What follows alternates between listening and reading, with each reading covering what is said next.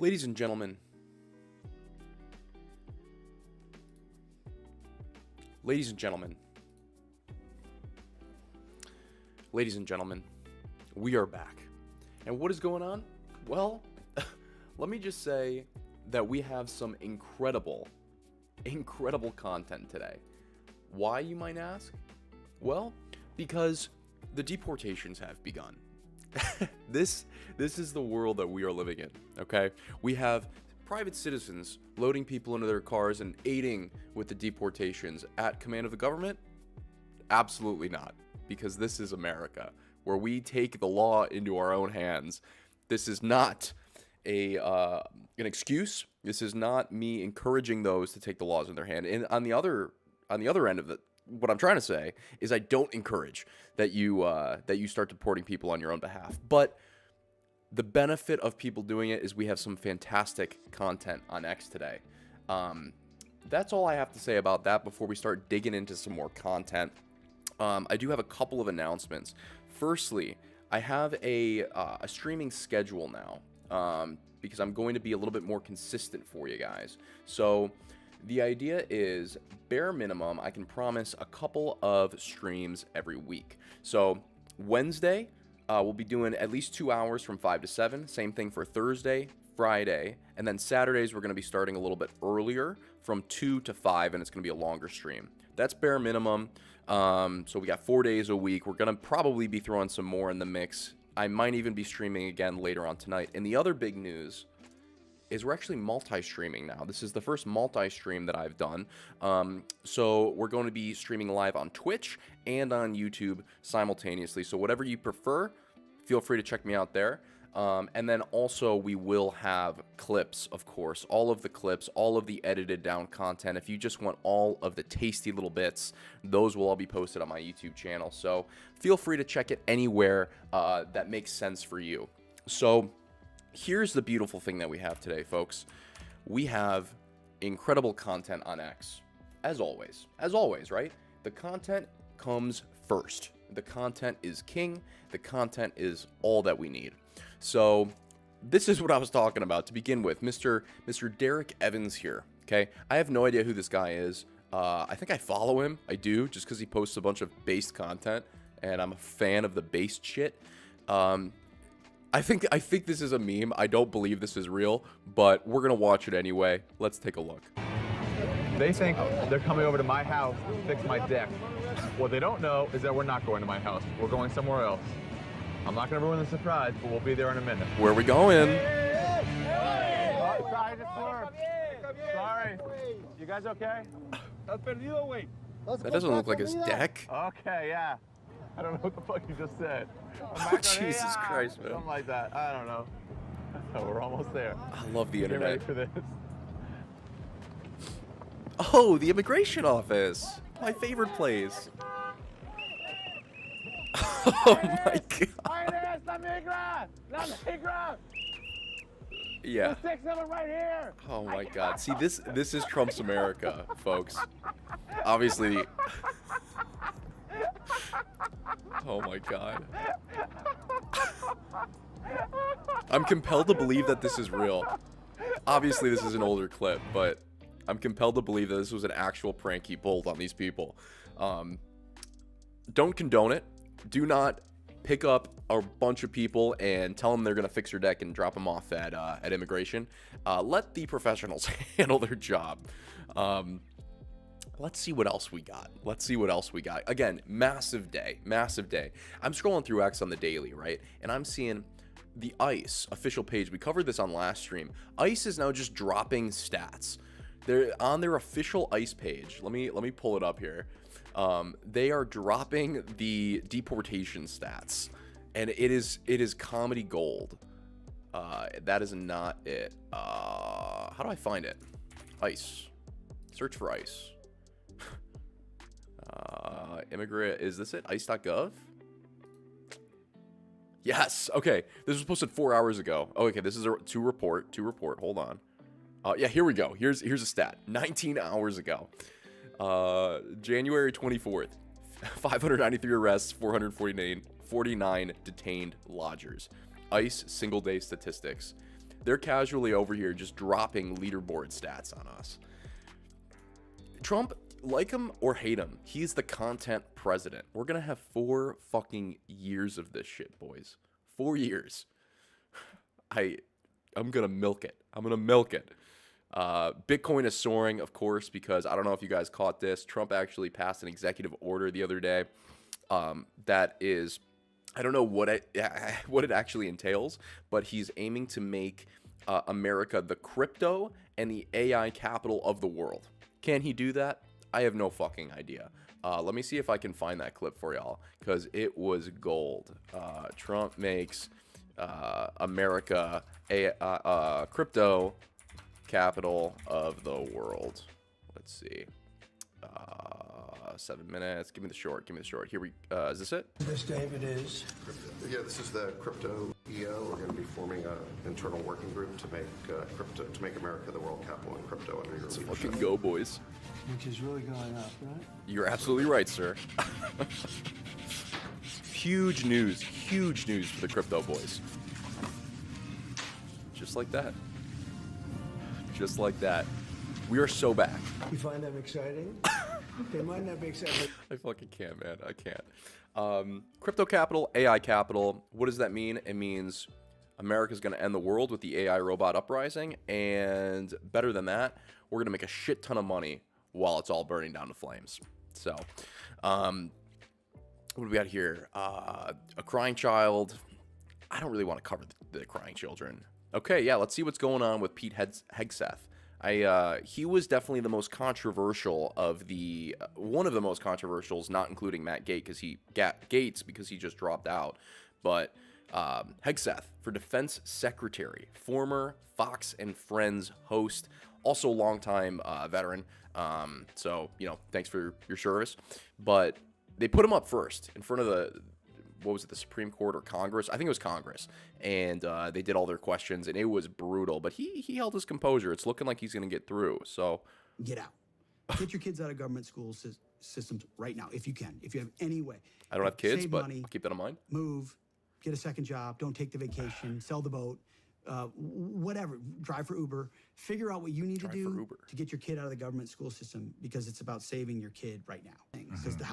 What I want to know is what's being pumped into the minds of those kids, and what you realize when you pull the curtain back over 100 years. See, this is something that I find interesting, right? Like, and this is coming from just straight out of my ass, right? Because I am not a education professional, okay? Far from it. I did moderately okay in school. I was not on the dean's list. One semester.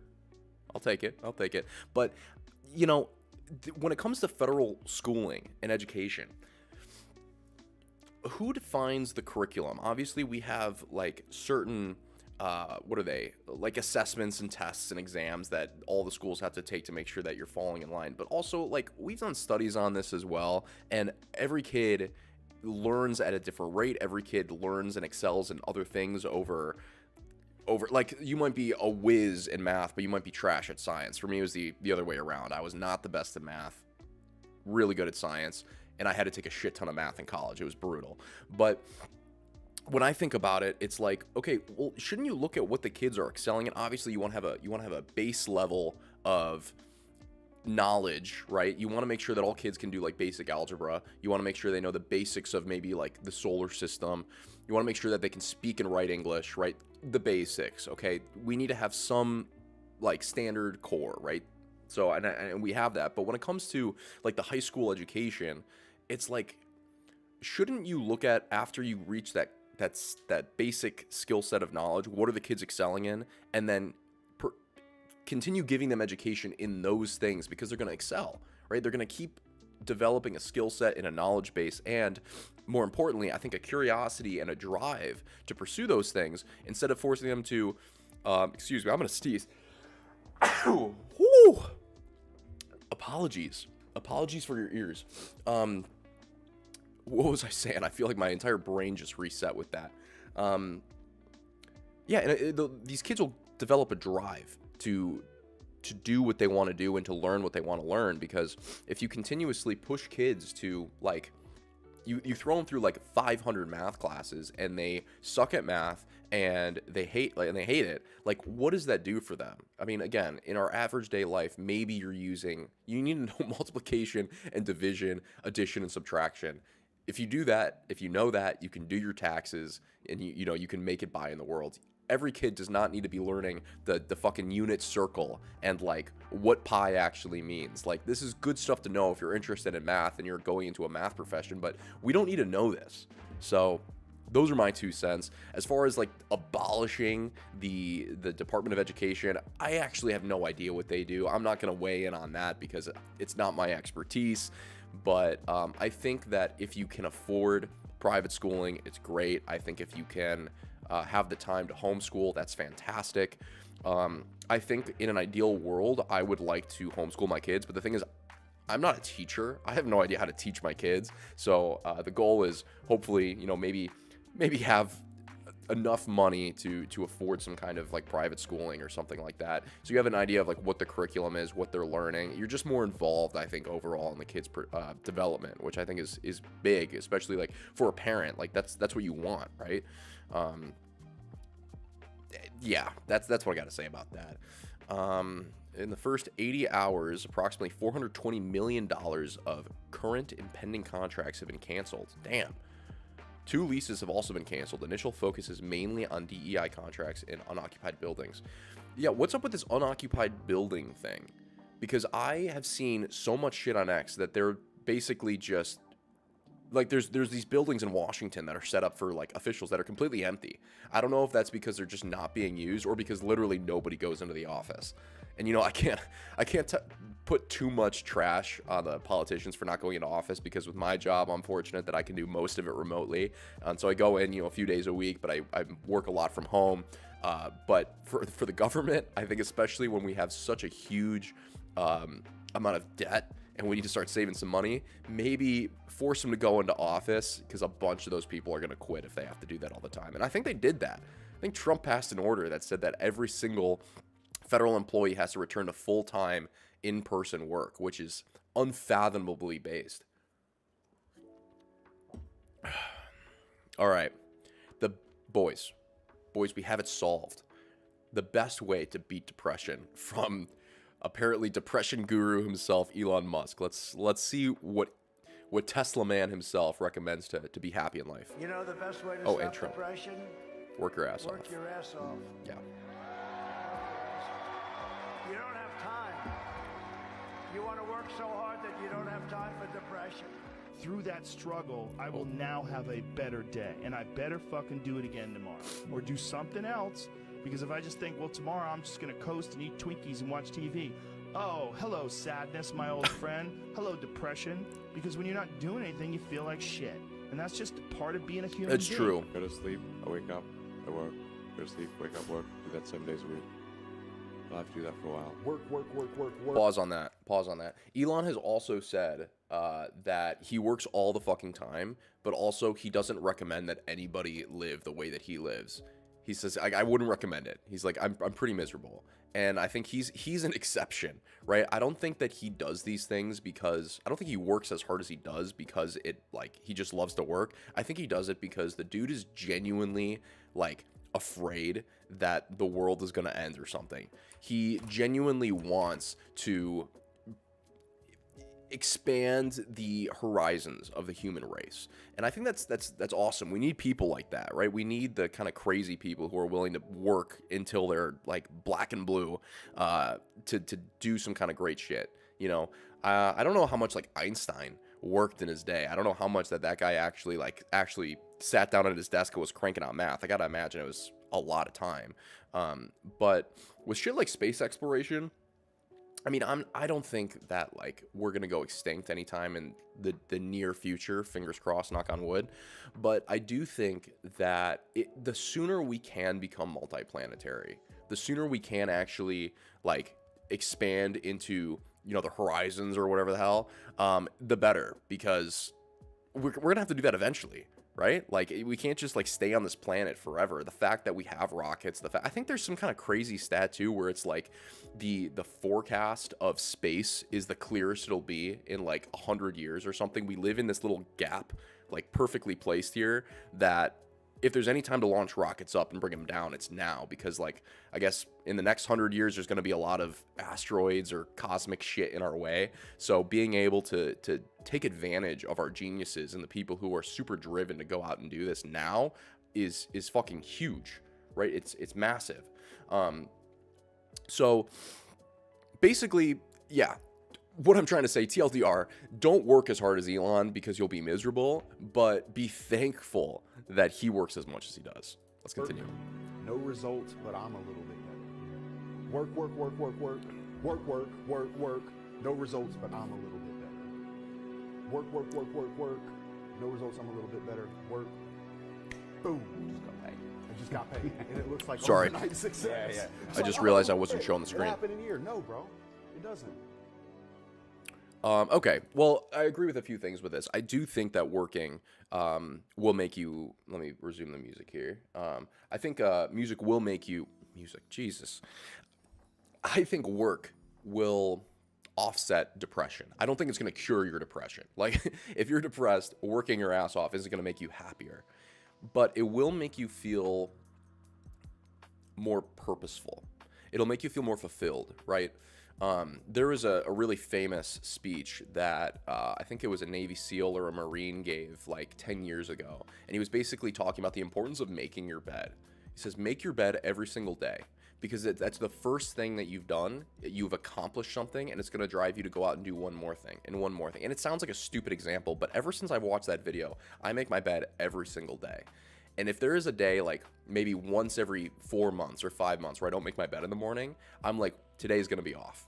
Because it's like, it's that one thing that you come back from maybe a hard day at work, you come back from like a really rough day, nothing went your way, and then you come back and your bed's not even made. But imagine you have the worst day in the world, and you come back home and you got a clean room and your bed is made. You got at least something going for you. And this is a mentality too that I had when I was living with my parents, right? They weren't slobs or anything. They weren't like hoarders, but they didn't value, as much as I did at the very least, a very like clean and neat space. I think that's probably, a lot of that probably just has to do with like, you're comfortable with the space you live in. It doesn't have to be super nice all the time. So you don't have to like be a neat freak about everything. But with me, it's like, I really valued being neat and orderly. And so I put a large amount of time into making my room exactly how I wanted it. Right? It became my personal project. I made it such that I had charging cables everywhere I would possibly need a charging cable. I made it really clean. I made it really neat. I put up my favorite stuff. I've tried to do a good job when I moved into this place about making this place, you know, nice and a place I'd want to live. You know, I got the trees, I got the lights and everything, the TV, I got it set up the way I want it. And it's like, this is my domain, you know. Even out in the living room, I try to keep it a little bit cleaner, but like more people are going to come and see the place. They're going to kind of maybe tour the apartment or something. And that might get dirty, that might be out of sorts. But if you've got one space, or you've got one thing in your life that's completely yours, and you put all your effort into making it the best it can be, you get a sense of like purpose, right? It gives you a reason to wake up in the morning, like keep the place clean, you know, it gives you something to work for. Maybe you want to upgrade your desk setup, you want to get a better keyboard, you want to get new monitors or something. It gives you something to strive for, you know. And I'm not trying to emphasize materialism or anything like that, but having something that you work for is important. Like, there's something that I think we idealize in our mind about like having margaritas on the beach and just not having a care in the world. That's fun for about 3 days, right? After that 3-day point, you're just a drunk and you have no purpose, and you're just like sunbathing out in the sun getting skin cancer, right? It's like, the thing that makes the vacations so valuable is the fact that you don't have that all the time. If you had it all the time, it just becomes your day-to-day. And I feel like that's the same reason why I won't have like a super big man. Like, if I had all the money I would ever want, right? I don't think I'd go and drop it all on like a beautiful home. One, it would just be too much. I don't need all that, right? And two, it's like, what, maybe you wake up every day, you're like, man, I can't believe I live here for what, maybe 3 or 4 months, and then after that, it's just a box you live in, right? So maybe, I guess my philosophy on this is, if you can afford it, maybe indulge a little bit, get something maybe a little bit nicer than what you need, so you have something to be proud of. But don't like put all of your like willpower and all of your goals and ambitions on this stuff. Just work towards something, work for something. It gives you purpose, gives you something to do in life. So I think they make some good points, but I don't know if I agree 100% that work is going to cure you of all your ailments, you know. All right, what do we got? Dudes will see this and think, hell yeah. I'm in a hell yeah kind of mood. Last set. Make sure you got time. Yeah. Is that a firework? Oh, here it is. Oh! Hell yeah. Oh shit. They weren't kidding. That's fucking awesome. Gosh. I'm for it. Last set. I'm for it. This is the kind of shit we need more of in America. What the hell is this? Oh, deportation stuff, boys. Deportation stuff, boys. Oh, man. Okay, they're going back to Mexico. This was posted with traveling back to Mexico through the Texas border and heading back to the city of can't pronounce. Self-deportation is the best way to do it. Not necessarily a bad point. I mean, a lot of these threats, I think you can look at this through a larger scope too. A lot of these threats of like deportation, I'm sure a lot of the people who maybe have come here illegally are scared of being deported naturally, and so they're just going back themselves. Same thing applies with like foreign relations, right? Trump is kind of like a loose cannon, and so a lot of these nations are like, we don't know what the hell he's gonna do, so we're just gonna like calm down a little bit. And I think that's why things were pretty good with Russia and China and even like North Korea back in 2016 and those 4 years of his presidency, because nobody really knew what the hell he was gonna do. And I do think that you need that level of, you need something that mimics that in a leader. In Trump's case, I think it comes from the fact that he's a loose cannon, he's unpredictable, he's unfiltered, he'll do what he wants. But that's not the only way to achieve that result. I think that you can do the same thing through intelligence.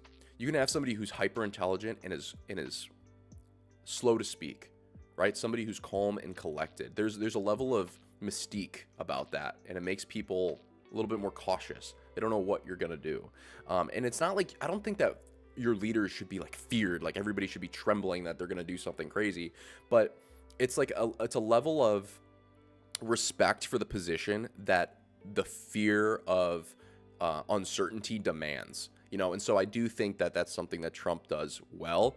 Again, love him or hate him, from a leader perspective in foreign relations, there are foreign leaders who fear Trump in that way, and I think that will do us good. Hopefully, fingers crossed. Knock on wood. Speak of the devil.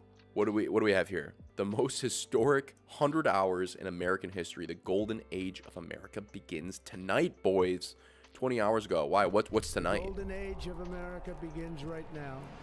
America's decline is over. We will be working to meet every crisis with dignity and power and strength.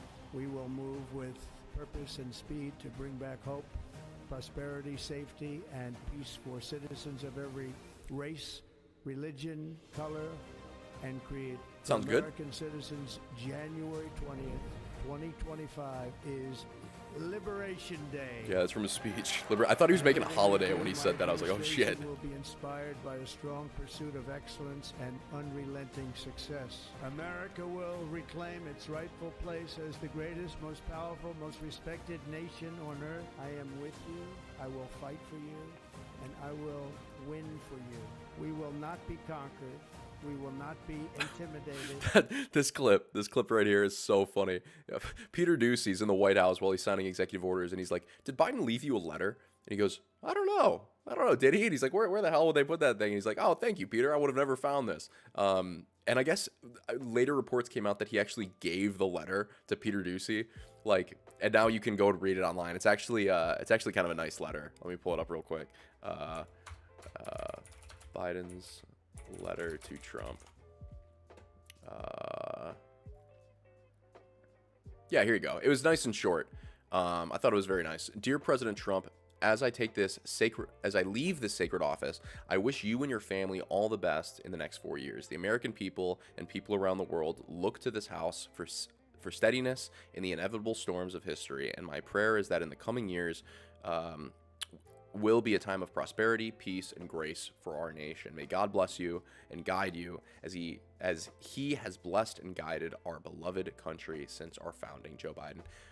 That must be the most coherent thing that Joe Biden has ever said. Granted, it was written. I don't know if he actually wrote it himself. I hope he did. But it was a nice letter. So I'm glad that he, released it and gave it to Peter Doocy. I think it looks good on Biden too. So win-win, right? I wonder what he's doing right now. You think he's on the beach with some margaritas? Hopefully. The dude needs to enjoy some retirement. The American military has already made a attitude shift under Pete Hegseth. So was he officially confirmed? Let's ask Rock. I read that it looked like he was going to be.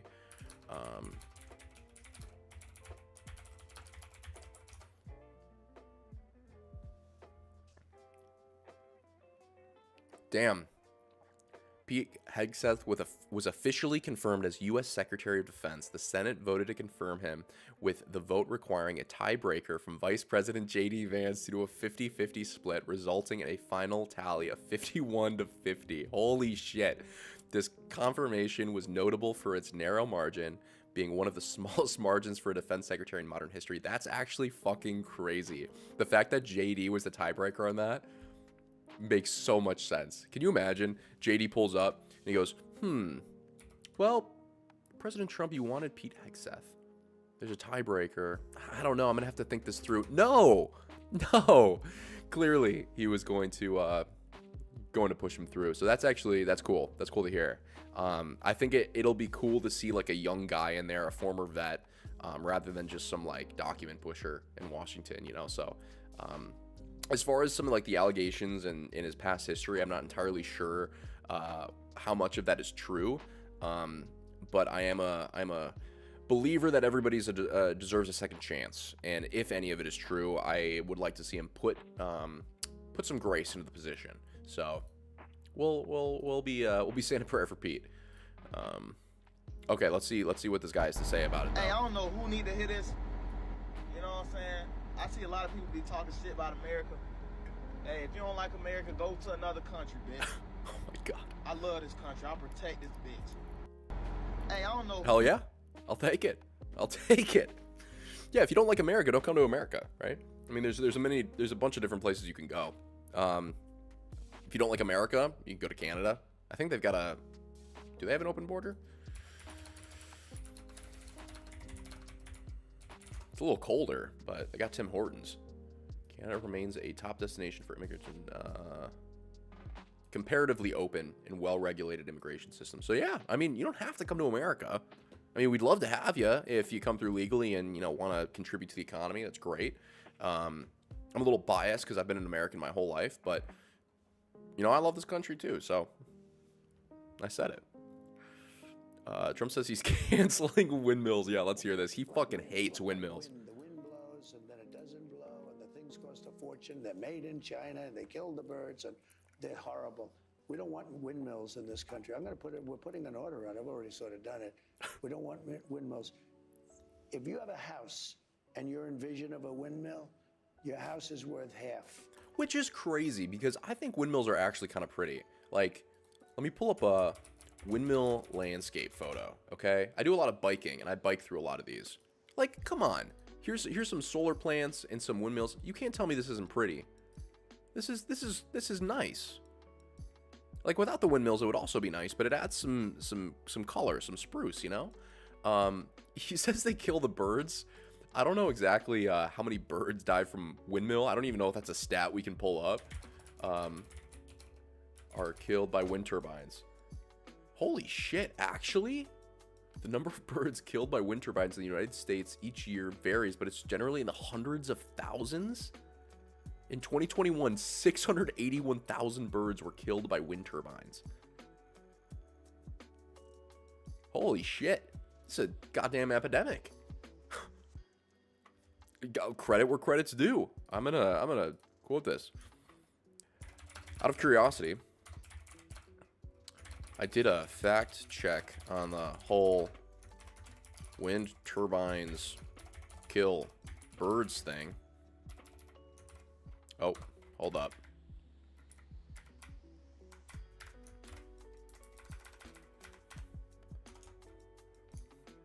Holy shit. I guess hundreds of thousands are killed by turbines each year. How did I not know this? Just sharing a little bit of the information with the X feed. All right. Trying to blend in so Trump doesn't deport you. Jesus.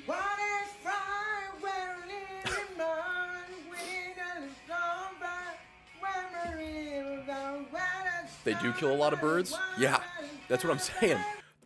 How? How does this happen? How does this happen? Is there really that many winter... Like, you think that they would see it and just fly above them? Just put them by the sea or in the country. The whole decreasing property value thing makes no sense. Yeah, that I don't understand. You'd think that they would be more efficient in the ocean too, right? Like, aren't winds generally higher in the ocean? I mean, maybe I'm batshit crazy, but that would make more sense to me. The property value thing, I agree with you, doesn't really add up. This Chloe Cole girl is interesting. She's a big if you don't know her, detransitioner, and is very outspoken against like transgenderism and stuff like that. I don't know. She's on my feed a lot. I thought there would be more to talk about with this, but we're at the worst time to be transgender. Is there ever a good time to? I see. Yeah. It's a difficult topic. Like, I think, just to give my 2 cents on that, I think, I mean, like, if you're old, like, if you're 18 or whatever and you want to do whatever the hell you want to do, like, go for it. I wouldn't advise it, but I think where most people and where I lie is, like, you want to try to avoid doing that to kids. That's my opinion. I mean, like, if I did half the shit I wanted to do when I was 12, I would be like a pirate, and I probably wouldn't have a job, and I'd be gaming 24/7. So I think that there needs to be some rationale behind your decisions. Yeah, my country has a lot of them in the sea, but the water is deep. It is probably very expensive to build them. Oh yeah, I believe it. Have you seen those like deep sea oil rigs? Those things are insane. I have no idea how they build these. Look at that. It's in the middle of the ocean, like stupid deep. So, like, there was a joke for a while where it's like, oh yeah, they build them and then they fill up the ocean. Obviously not the case, but like I have no idea how humans are able to build something like this. It's got to take forever. I think there's like big anchors or something. Yeah. So I guess you could do the same thing with windmills. It might be a little bit harder if they've got to be like stable, you know, because they go up really high. So yeah, that makes sense. I don't know how much energy they'd have to actually populate or come up with to offset the cost of creating them. Fucking crazy. What else we got? Against all odds, this platform refused to let Western North Carolina story die. Oh yeah, this was big news. The whole North Carolina thing. Oh, also yeah, what's your country? Because I just assumed you were from the U.S. I'm interested now. But in North Carolina, we had a huge hurricane. And I guess the people there were pretty pissed at Biden because he wasn't really doing a lot for them. And Trump went out there and it made big news. I think he like gave them like a microphone or something. This is just a big montage. But yeah, it's rough out there. It is rough. But I guess they got military there now and they're trying to like help rebuild bridges and roads and stuff like that. It's tough, man. Mexico, soon to be America. Oh, damn. Okay. Fantastic. What makes you want to come to America? I mean, I could list 1,000 reasons to be here. We're definitely not perfect, but we're pretty great. Oh, JK? God damn it. Lithuanian. Okay, cool. I've never been to Lithuania, but I hear it's beautiful. Let me, Lithuania. Hell yeah. I'm for it. Maybe I'll make my way out there sometime. I recently did some traveling to Italy. I went to Rome, spent some time there. Went to go see the Vatican and all that shit. It was gorgeous. I spent half my time looking up because they got all those painted ceilings and stuff. Fantastic. But we got some other shit going on here too. Like the California wildfires, dude, they're still burning like crazy. It is insane. They actually have a map on their website.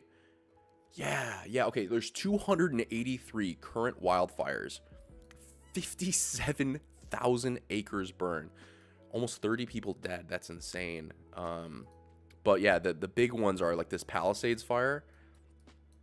Can I full screen this? Yeah. Dude, like all of this is just scorched earth. It is brutal, and it's going, the big thing they're concerned about is it seeping into like the main city area. But this one just keeps growing. It's growing out into this obviously grassy area and stuff like that. But we got another one, the Eaton fire. That one was new like a few weeks ago, and it's just getting bigger. And like over here is where it's tough, man, because these are all homes. Like, it's brutal, dude. It is brutal, and it's like they've got a problem where there's no water in the fire hydrants. Like, I can't imagine living here, man. I've been to California once, and it was a fun trip, but like, it is so expensive, and there's fires all the time and earthquakes. It's like, oh my god, it's tough, dude. So yeah, we've got a fair share of problems to fix. I'm pretty sure that was fake news. The fires. They had water. Oh, okay. Yeah, I don't know what the issue was with the fire hydrants. I mean, obviously they had to have some kind of water to put. There's fires that came up and went away because they were able to fight them. But there was something about like an empty reservoir. Reservoir, California, that they have this thing. Yeah, over here. This is the thing that comes to mind. They've got this huge reservoir in case like there's some kind of fire or problem, and I guess it was empty. But if that's also incorrect, that's I wouldn't doubt it, is what I'm trying to say. I get most of my news from X, so a lot of it is probably fake. The community notes have been better, but this is from the LA Times, so I guess that one I think is safe to trust. What is this? Oh yeah, this is more on that North Carolina shit. Like, dude, like look at this. You walk outside, and it is just a river of destruction. Like, what do you do? You know? Get in a kayak? I've got no clue, man. Jeez. Like, can't even get your prescription? Yeah, it's tough. I don't know how you even begin to fix something. Oh my god. Like apparently they were dry. Yeah. The other problem I think they have is with their like their forest management. I guess they don't do regular controlled burns of some of the trees and stuff like you're supposed to try to reduce fire risk and like help with new vegetation or something. I think they've got a lot of environmental initiatives out there that prevent them from doing burns, which there are upsides and downsides, obviously. But because there's a spike in demand, they couldn't refill it fast enough. That makes sense. But this says that that it was empty when the flames came. Again, LA Times. So it would be friendly fire if they were doing own fake news. The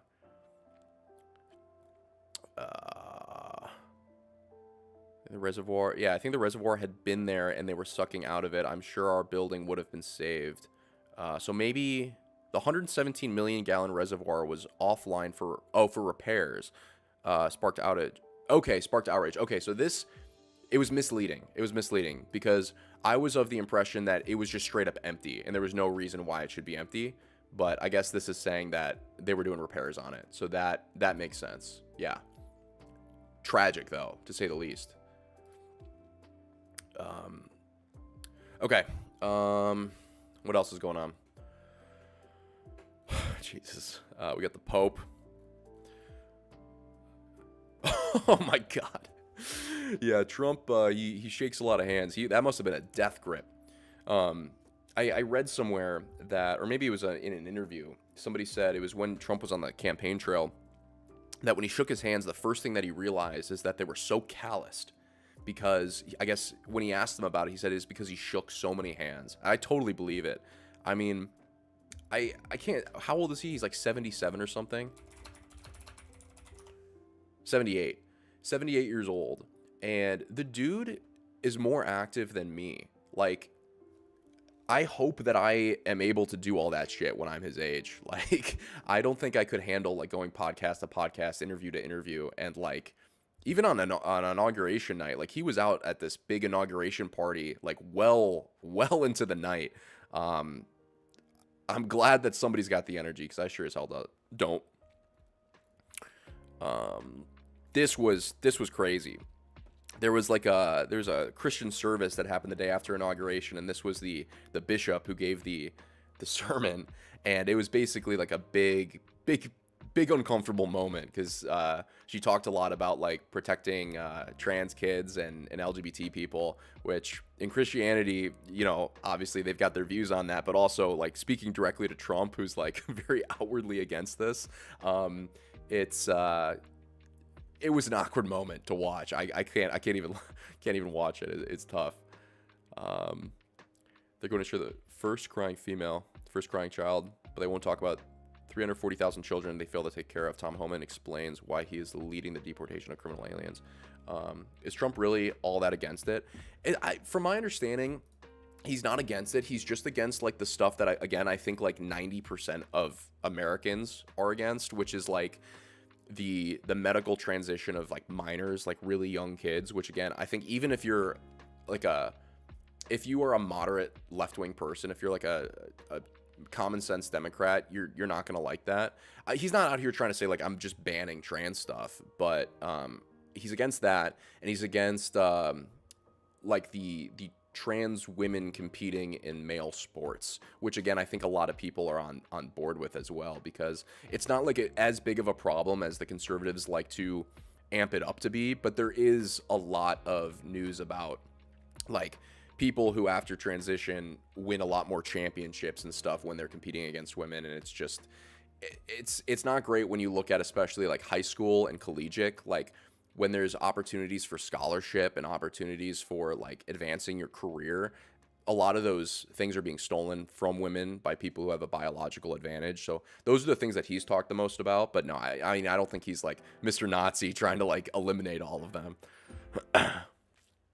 What does Tom Homan have to say? This guy's a little crazy. We're going to take a lot of hate. We're going to be sued every day, numerous times. I think you're going to see the left try to control the media. They're going to show the first crying female, first crying child, and say how inhumane we are. But they won't talk about 340,000 children that they've failed to take care of. They're not going to talk about the young women who have been murdered in this country at the hands of criminal cartels. They're not going to talk about the hundreds of angel moms and dads.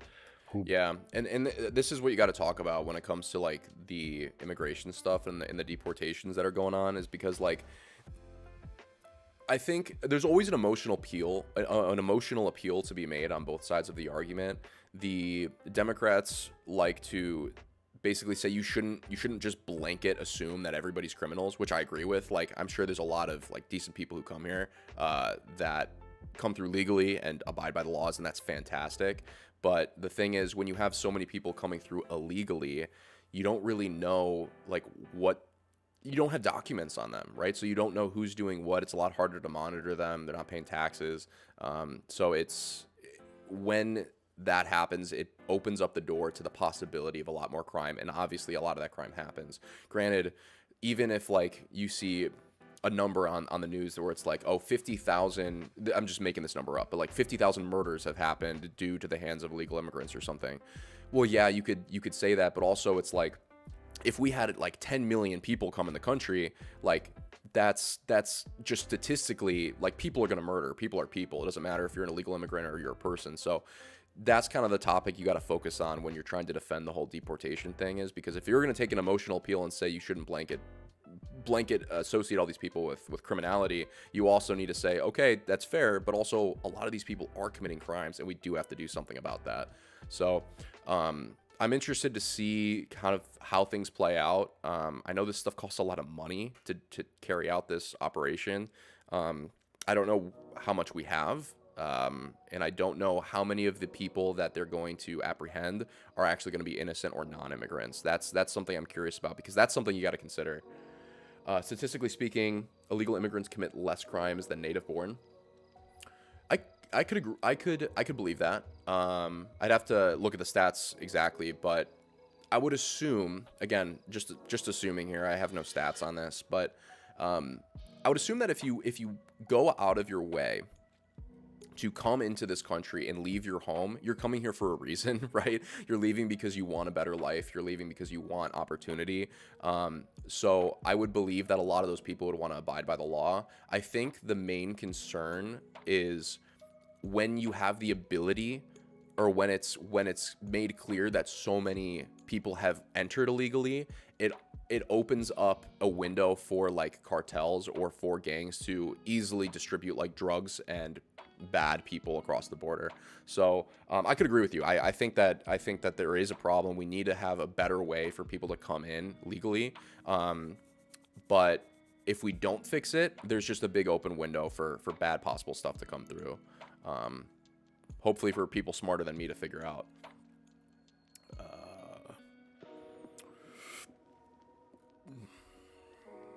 Megyn Kelly's interview with 32-year-old JD Vance.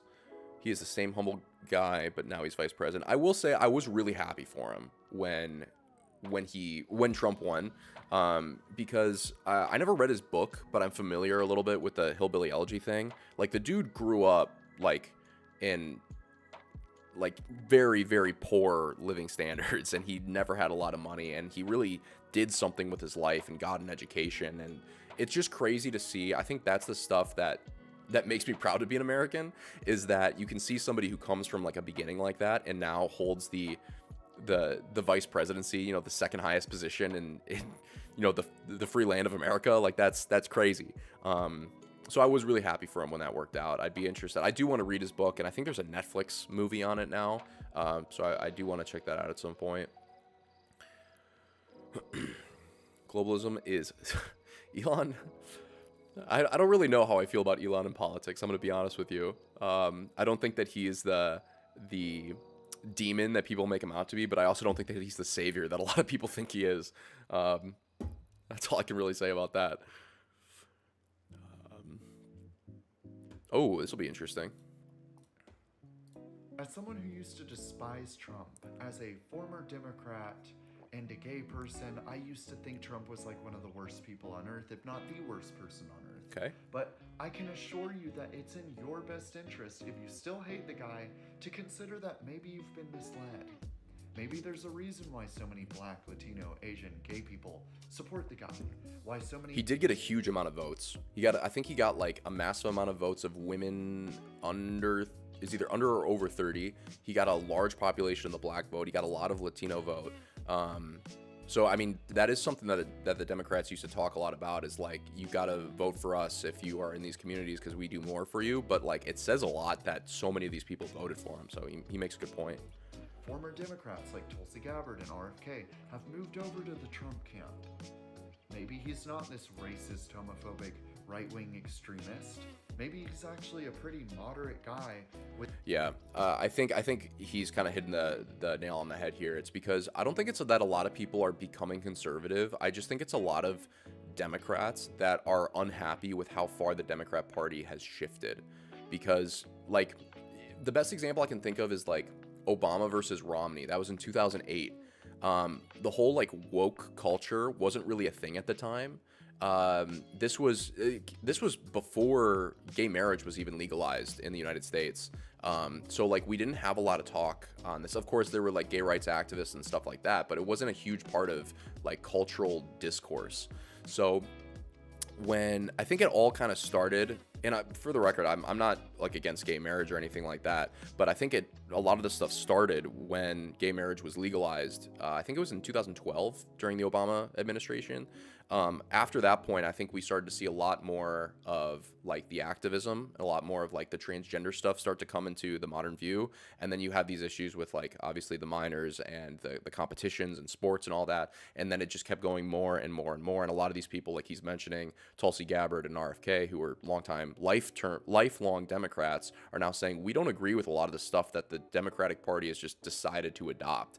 And so it's not that they necessarily became conservative. It's just that the conservatives haven't really changed their platform, while the Democrats have changed their platform a lot. And I fall in the same position. Like this was before Trump took office in 2016. I mean, I I was a conservative for a while. Then at the end of Trump's presidency, I was a Democrat, and I felt a lot like him. I really didn't like Trump. I really wanted Biden to win, all of this stuff, and my views have shifted on this a lot. And so I find points like this interesting. With a unifying, common sense set of beliefs. It feels like a lot of people don't actually want the country to unite because it would involve admitting that they were wrong about Trump. People hate to admit that they were wrong. They hate it. And I mean, I'm victim of this too. I mean, and I don't think it's that, like, I don't think you, it's tough. I was going to say, I don't think you can say that you were wrong about Trump. Like, there are definitely some undesirable traits about him. Don't get me wrong. He has a past speckled with controversy. But then again, I mean, in 2016, he kind of ran as like a meme, right? Like, not a lot of people thought he was going to win, but this time around, like, he had a plan. And I think that's what people were worried about. But I can assure you, as a former Democrat, that admitting you were wrong is not going to be this terrible process, because the MAGA movement, believe it or not, is very accepting.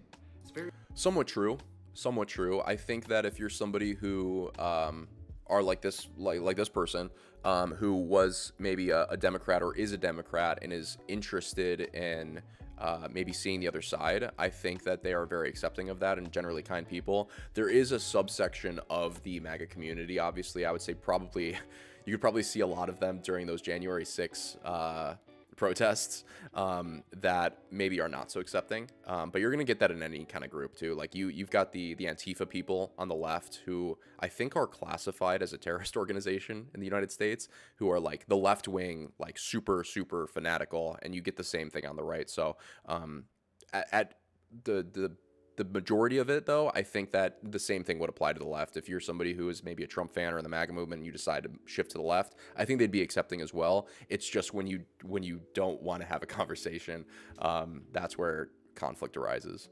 very friendly. They will welcome you with open arms.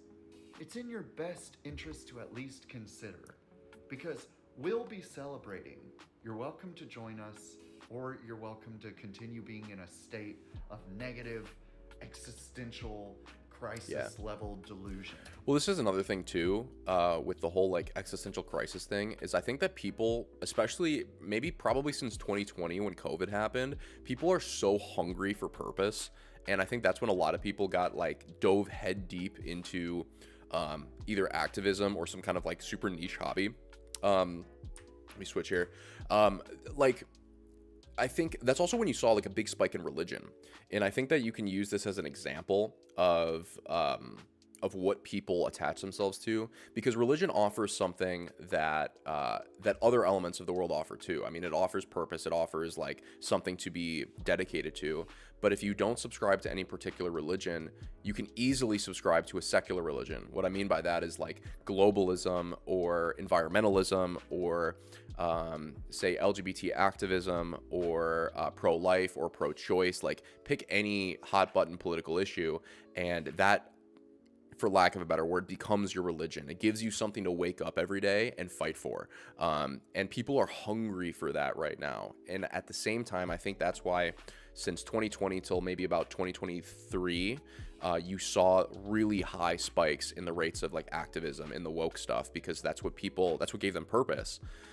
But then as things began to shift so far, I think people began to think like, I actually don't stand for a lot of this stuff. And so now they're kind of searching for something new. And I think that's probably why Trump got a lot of the vote, is because he's not necessarily new, but he's new in comparison to what we've had for the last 4 years, which is more of the same that we had under, Obama and stuff like that. Things have really gotten a lot more radicalized, I would say, in a very short period of time since probably 2012, I would say 2012, which I guess isn't that short of amount of time, right? That's 12 years. No, 13 years. God damn. Time flies. Holy shit. Oh, that's the end of the video.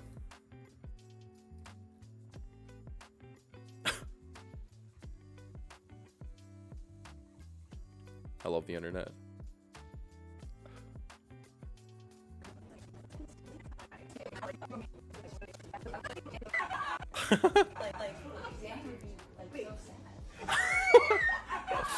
I love it. I love it. You need a break from some of the political shit sometimes. You just gotta laugh a little bit. We need more laughter in the world. What the hell is this? Kudzu in the southern United States is an invasive vine that spreads like wildfire and chokes life out of trees. Holy shit.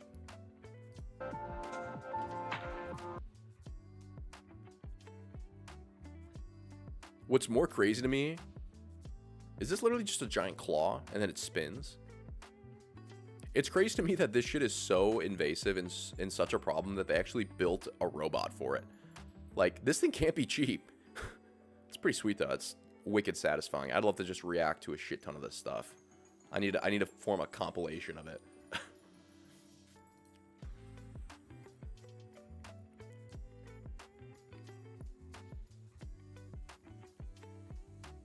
Yeah, this is super relatable. Not with not with an ant, but with a spider. There's been times when I've been driving and I look up and it's like, holy shit, it's right there, and I gotta pull over and like leave my car for like 30 minutes. let the atmosphere just drain, and then get back in the car and muster up what left of my manhood I have, and keep on driving. School system in America, Mexican man. Why didn't you stay in Mexico? Interesting. Let's hear what he has to say. When I went to his bedroom to say goodnight, and he was crying because of the abuse that he was enduring in this school system. Then why didn't you stay in Mexico?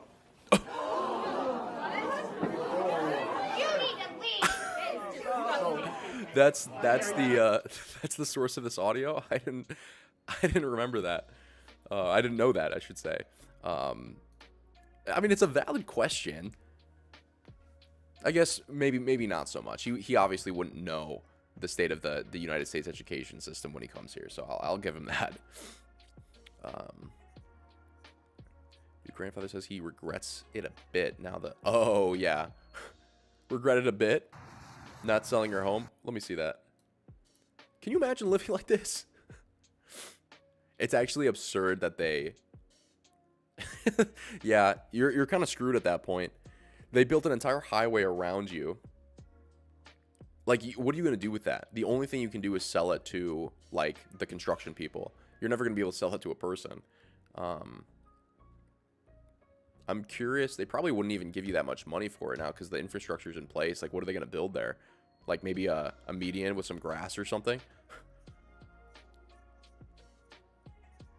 Does he even have a driveway? How does he get out of here? I guess that was the original road. Oh, yeah.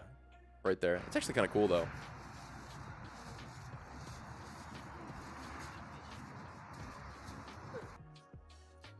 You gotta walk through a pipe? It's gotta be noisy as shit at nighttime, too. How are you supposed to sleep? Oh my god.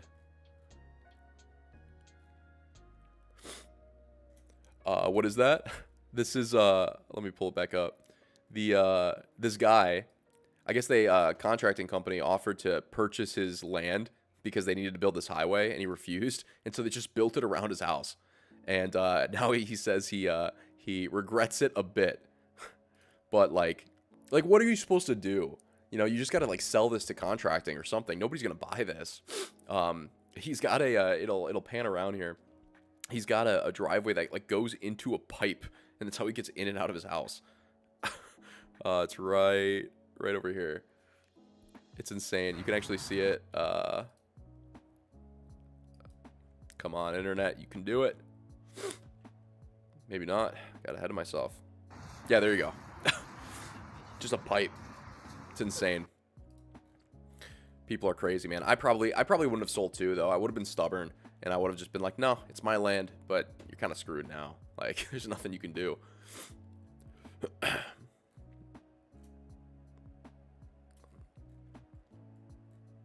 do we got? Oh yeah, this is what I saw earlier. Vance was the tie-breaking vote on the Pete Hegseth Defense Secretary confirmation. I do want to see what he said when this happened. He must have been so happy that he got to be the final vote. On this vote, the yeas are 50 and the nays are 50. The Senate being equally divided, the Vice President votes in the affirmative, and the nomination is confirmed. There you go. That's actually crazy. I guess I read that it was the smallest margin of vote that a defense secretary was ever confirmed with. 50-50. I guess 51-50. It's insane. He was heavily politicized though, so I'll give it to him. What is this? Donald Trump made a promise to Vivek on January 23rd. He followed through. This I do for Vivek. He wanted this, and I'll give him full credit for it. It's very important, actually. I will never allow the creation of a central bank digital currency. Except I think they are building a crypto reserve. So I'm curious how that contradicts, if at all, with what he's saying. And this I do for Vivek, because he's very big into it. I happen to agree with him, but he said, could you mention this? I will never. He said, I love Vivek. I love him too now. I didn't love him when he was running, but I like him now. It's this was during his the way campaign. You can like somebody when you win, right? Credit for it is very important, actually. I will never allow the creation of a central bank digital currency. Yeah, people were really scared about that. They did not want that to happen. I guess he just signed an executive order banning the creation of one. That's probably good. I mean, you want to have something that backs you want to have you don't want to just get rid of your currency, and have it entirely be crypto. It is wise to have a crypto reserve though, I think, especially for the government. I mean, we're in so much fucking debt that you hold on to some of this stuff and the value skyrockets. I mean, it could dig us out of some holes possibly. I don't really know that much about it, to be honest with you though. Oh yes, is somebody throwing a rock down a big hole? This is what I live for.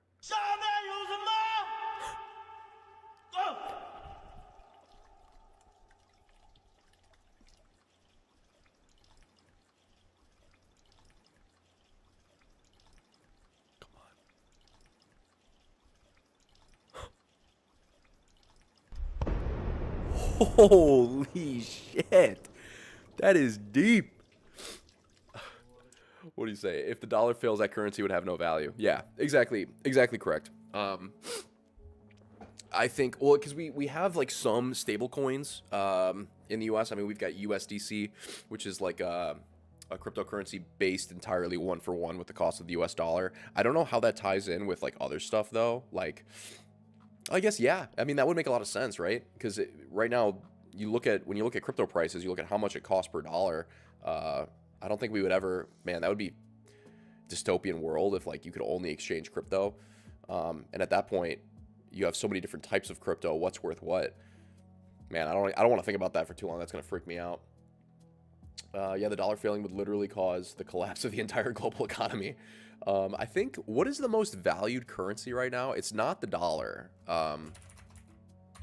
Why even trade it in crypto? Why even trade it into crypto? What do you mean? What is the most valuable currency? Oh, why even trade the dollar into crypto?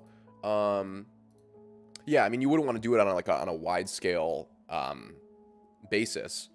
Like, you wouldn't want to just completely get rid of the dollar. But I mean, on like a small investor part, it's like the same reason why you would exchange dollars for like a share of a stock price, right? It's a little bit different because you're not investing in a company, you're investing in a digital asset. But shit has value because we say it has value, right? And so you have the potential of that going up. I invest in a little bit of crypto, not a huge amount of my portfolio, but it's maybe one of these days I'll make it big. I think, to answer my question, I can't find the exact info on this, but I do think that the pound is more than the dollar. So I'm curious. I got to find what exactly is the most valuable. But you're right. We wouldn't want the dollar to collapse. That would be bad. What's the point? A company can build capital for the country with the invested money, but it just sits there. Oh, you're talking like exchange rates don't matter much. Yeah, no, that's true. If with the crypto reserve thing, I mean, the way that I see it is like, say the government decides to have a little digital Fort Knox or something, where instead of keeping all their gold or keeping all their cash, they just have a reserve of crypto. Maybe they pick like the most tried and true ones, like you have some Ethereum, some Bitcoin, maybe some Solana or something. I guess assuming that like crypto markets that's a big assumption. I was gonna say, assuming crypto markets don't crash, like assuming Bitcoin doesn't drop from 100,000 down to like $5. I don't think that would happen. But you have the potential of, I guess maybe future-proofing yourself, because I know like a lot of, one example I can bring to mind is like a lot of our banking systems run on Swift to transfer money. But we're looking, some banking systems are looking into using Ripple's cryptocurrency, XRP, which allows you to transfer funds like pretty much instantly at very low cost. And I think Japan announced that they are using this Ripple, this XRP, to back a lot of their banking systems for quick fund transfer. So some of these currencies that aren't like absolute meme coins or altcoins have utility that aids the actual transfer of like dollars or euros or yen or whatever. So it is valuable to have some of that on hand as a government entity, in case, like, again, to future-proof yourself, if our banking systems decide to transfer over to some kind of utilitarian coin to aid with transaction fees or something, it could be useful. Again, a lot of this stuff is over my head, but it's worth looking into, I guess. If I was a world leader, I would see that crypto has been on the rise over the last 10 years, and I'd probably want to do something with it. You know, I don't know what that would be, but you do make some good points. What is this?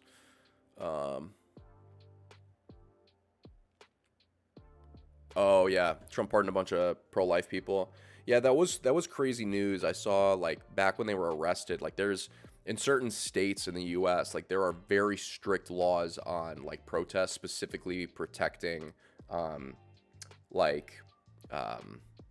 abortion and stuff like that. Like you can't there was a lot of like religious protesters that would stand outside abortion clinics and stuff and like hold up signs or even just like pray or something. And in certain areas of the US, like you're not allowed to do that. And a bunch of these people got arrested for that and they were all pardoned.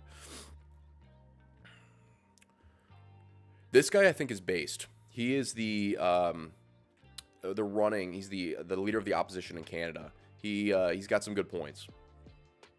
Well, that makes sense, doesn't it? To pardon them? Oh yeah, if that's what you're talking about. Or are you saying that it makes sense to arrest them? I guess I should probably clarify that. The charges against whistleblower, no, to arrest them. Well, it depends. I know, like, I mean, I don't know. I would say no. I would say they shouldn't be arrested. I guess. Well, here's the thing. If it's a law in their state and they broke it, obviously they broke the law. So yes, they should have been arrested. I guess my stance is it shouldn't have been a law that you can't protest. Because I mean, you can protest outside of all different things just fine. You know, whether you're on the left side of the aisle or the right side of the aisle, and you can protest no problem. But it's just like this one thing that there's laws against. So I guess I'm in opposition of the law. But yes, if we're looking at the rule book, if it was a law and they broke it, they should have been arrested. I guess Trump is on the side where he doesn't think they should have been because he thinks that the law is bogus, so he pardoned them. Imagine a group of vegans standing outside a steak restaurant protesting it. It's bad for business.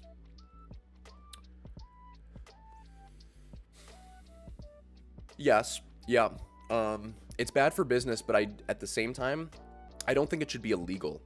I mean, I'm a meat eater, but I think that if vegans want to protest outside a steakhouse, they should have the right to do so, at least in the U.S., because we have the right to protest. Now, I do think, obviously, if you're a restaurant, you have ownership of the land that you're on, and I think that, like, a lot of the times, you're not allowed to protest, like, right outside of the door because you're trespassing. They're allowed to kick you off their property, and then if you stay there, they can arrest you for trespassing. But I don't think, like, a lot of the times these people have to, like, go across the street or something. So as far as, like, from the American's perspective, I think that you should be able to protest pretty much anything you want. Doesn't matter what your position is. And it should be left to the discretion of the place that you're protesting at, like, if you're trespassing or not. So is it not the same thing? No, it's not the same thing, because there was an explicit law. There's an explicit protection put on specifically like abortion clinics and such that you're not allowed to protest outside of them. But it's just a protection for abortion clinics. I think there might be like 2 other places that are lumped in with that, but it's a specific law on the protesting. It's not like these these people were right outside and they decided, hey, you can't be here anymore, otherwise you're trespassing, and they didn't leave. It's just that they were, I have to look more into the details, but that's my understanding of it anyway. Okay. U.S. Border Patrol hitting a stock show in Fort Worth, Texas. As you can see, it appears almost every single person here is Mexican. Everyone seems surprised that immigration is here. They're not even moving, just staring shocked. Why? What's going on?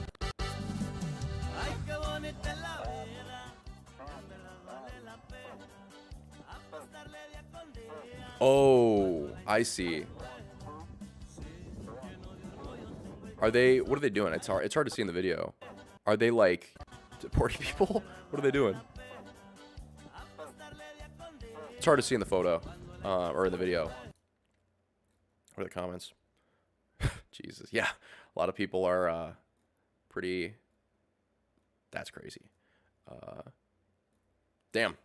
Yeah, Trump really isn't holding back on the deportation stuff. Today we celebrate 186th anniversary of the longsword flag. Cool. I think Texas has a pretty cool flag. I'm not gonna lie. It's like a America flag junior. Texas flag. I caps locked myself. I think it's a sweet flag. I'm not gonna lie. The Illinois flag, which is where I'm based out of, is I think just kind of basic. I mean, we got an eagle, but I don't know. I think we could use a rework, if you ask me. Copied Chile, sorry. Oh, shit. You're 100% right. How did I not know this? Looks more of a coat of arms than a flag. Yeah, I agree with the Illinois thing.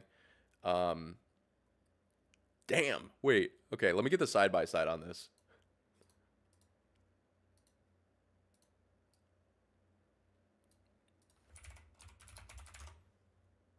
Dude, it's the same thing. They just, they have a little bit less blue. Which came first? I'm assuming Chile. How long ago was the Chilean flag designed? 1817. Yeah. Okay. Dude, that's crazy. That's crazy. Immediately, poisoning the minds of children has to stop. Number of children who think they are wrong gender surges 50-fold. Sharp rise in girls suffering from dysphoria with twice as many cases of boys. Study of GP records in England shows. Interesting. Yeah, I found it interesting that we had a lot of discourse when it comes to like the transgender stuff on. We talked a lot about like men transitioning to women.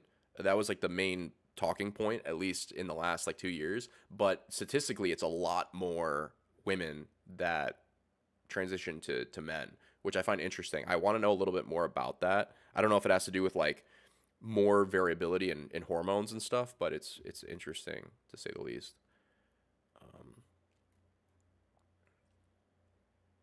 The hell is that? Gems book.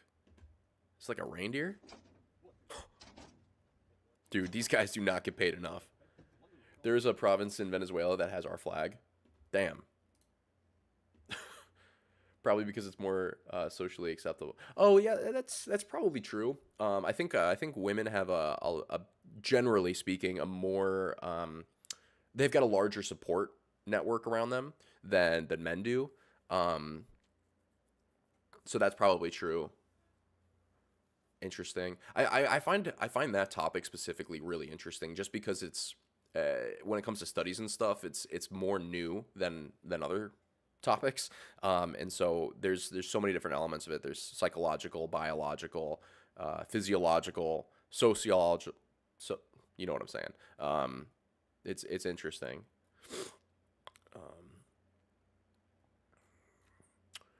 Is this Katy Perry? Not her husband, just washing the dishes, knowing what's going to happen next. What's going on here? If I come downstairs and the kitchen is clean, you've done all the dishes, you better be ready to get your socks. Holy shit. Okay, Katie. Doing the dishes. Jesus. My love language. I don't need Katie's crazy.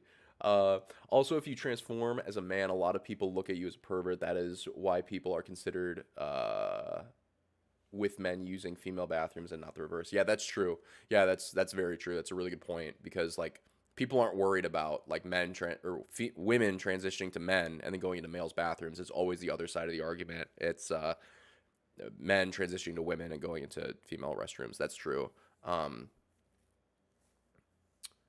At the same time, I mean, I don't think that the people who are transitioning to from men to female are looking to like use it as an excuse to like take advantage of women. I think it's a side effect. It can be at the very least. But it is definitely a talking point. We had this issue actually come up in the United States Congress recently. We have our first transgender, I think, senator, or maybe it was a representative, and there was a big conversation on that when they entered office about what bathrooms they're allowed to use. They opted against going for the preferred bathroom, and they have to use their biological bathroom. Biden ignored the victims of Hurricane Helene. Trump is... Yeah, this was big news. These people really had to deal with a lot of bullshit, and I feel bad for them. Again, this is what I mean when I say Trump is the content president. Like, I don't know if he's just doing this because it looks good. I mean, it's possible. I'll say that. But the fact that he's doing it is good nonetheless. It doesn't matter what the motive is. Just like coming and letting these people like share their stories and stuff. It's very good politically. These people are crazy. No, we don't need to add anybody to Mount Rushmore. And definitely not next to Abe Lincoln.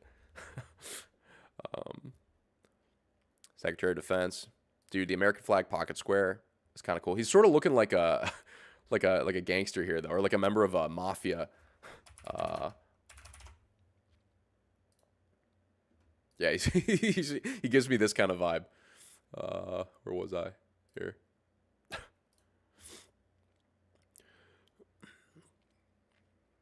Yeah, I want to read this book, Hillbilly Elegy. It's on my to-do list. 24-year-old pardoned by Trump. I'm interested to hear what's going on here.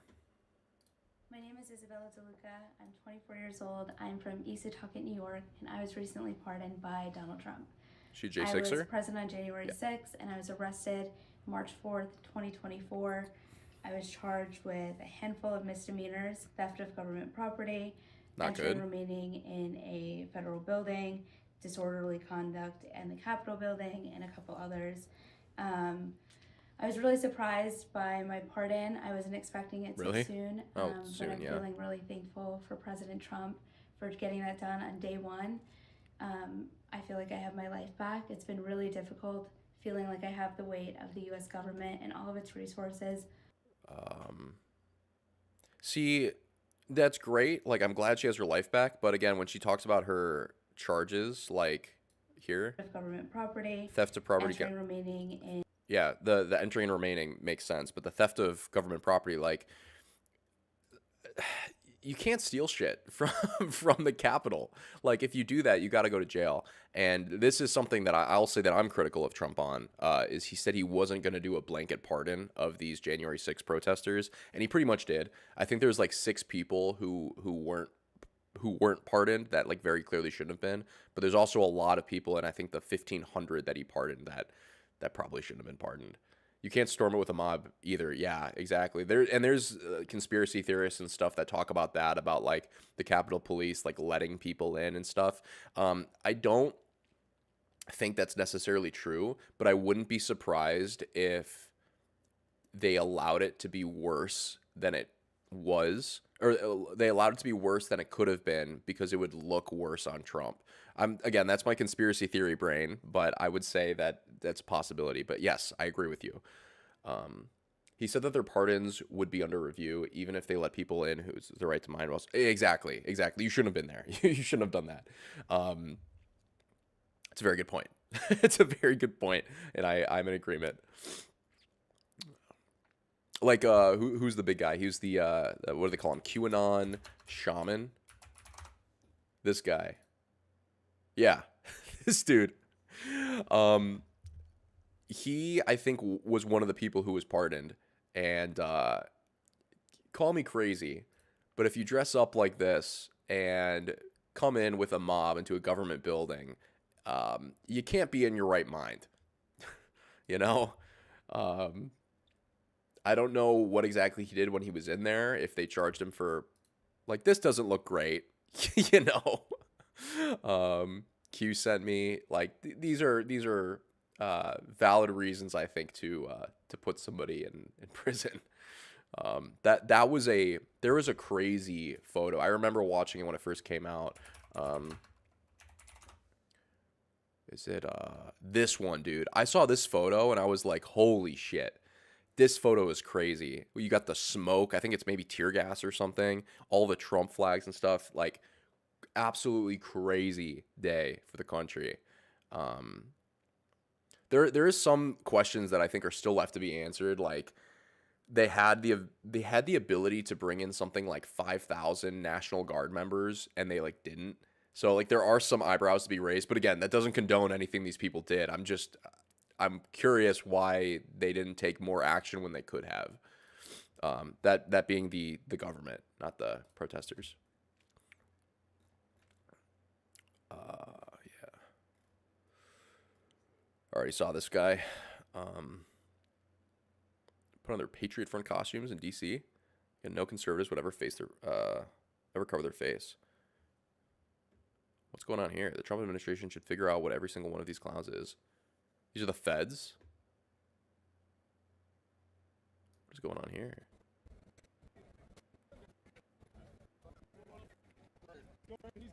Does it say what their jackets are? I can't see. Capitol Police or something? It is weird. I don't know why they're wearing masks. And don't say because it's cold. There are other ways to warm up. Cops don't do this. I'm interested. I'm intrigued. Are there comments? Again, talking about J6ers. When faces were covered, they can't figure out who these guys are. Yeah. Huh. More information needed. Knowing X, I'm sure it'll be further down in my feed.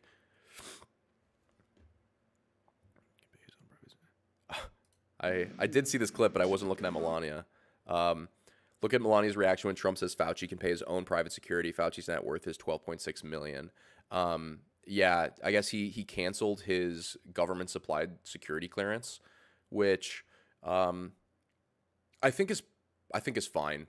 Like, yeah, the guy definitely should have security, but I don't think the government needs to cover it. I don't think he even works for the government anymore. And he's not like an ex-president or anything, and he can definitely afford private security. No. You know, they all made a lot of money. They can hire their own security, too. All the people you're talking about, they can go out. I can give them some good numbers of very good security people. They can hire their own security. They all made a lot of money. Fauci made a lot of money.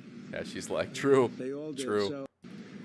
It is interesting to see Melania with Trump now more, because most of the time, like in the previous administration, you did not see them together all that often. And there's a big narrative about how like she hates him or whatever. I don't think she hates him. I think maybe she's not the biggest fan of him. I mean, granted, like I don't despise Trump, but I don't love Trump. But I think if I spent every waking hour with him, I'd probably go crazy.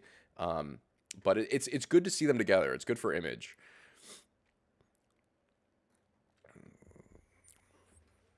What is this? Melania was making strange movements with her lips on the tarmac in California. Almost seemed like wincing. I don't. Progress. They left them high and dry, and now we'll be talking a little bit. We want to. You can almost say since the second. I don't know. Maybe I can't add any take on this. Sometimes your face just does shit. I don't know. He wasn't saying anything like that crazy or anything. Oh, Tulsi Gabbard was confirmed? Oh, no, Matt is saying to confirm her. I like Tulsi. She's cool. She, former Democrat, former military, seems pretty down to earth. I think she was she a senator? Congresswoman, for Hawaii, I believe. which is pretty cool. I forget what she's up for. Yeah, National Intelligence. I have no idea what Director of National Intelligence. I don't know what they do, but she seems like a very bright person. So I'll see. I'll see what happens with her.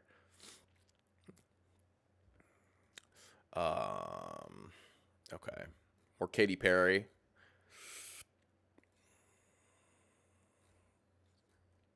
Bro's a green flag. Why? What's the worst thing about you? I'm fat. No, like a red flag. I don't got red flags. That's not true. I promise. I never had a girlfriend. That doesn't mean you don't have red flag. How much time do you spend on the internet? Not a lot, because I'm on a powerlifting team. Oh, okay. How much do you squat? I squatted 705 at nationals. Dude seems honest. He seems like a chill bro. I'll give it to him. Oh shit. Let's go. I'll give it to him. I'll give it to him. Breaking. President Trump has now given the ATF, DEA, and U.S. Marshal Service the ability to arrest illegals per the Wall Street Journal. This instantly added almost 10,000 new federal agents to deportation squad. Holy shit. They're not kidding around, bro. They're not kidding around. I am curious to see what kind of numbers they pump out. You weren't here earlier on, but what was it? ICE, Immigration Customs Enforcement, has just been posting stats. They've been posting the deportation stats every single day. It's like they're dropping leaderboards. It's fucking insane content. 593 arrests, 449 detainers lodged. And it's just like always. Man. The eagle got mad embarrassed for getting the back stuck. Eagles are crazy creatures, I ain't gonna lie. I think we picked a good one for the US. Eagles are cool. It wouldn't hit the same if it was like a turkey or a peacock, you know? I think I've only seen one in person like once in my life. And I'm pretty sure it's a federal crime too. Like if you kill one of these, if you're an American citizen and you kill an eagle, like you go to federal prison. It's crazy. I think they're pretty endangered. Biden did that. Did what? Kill an eagle? Made the eagle that actually?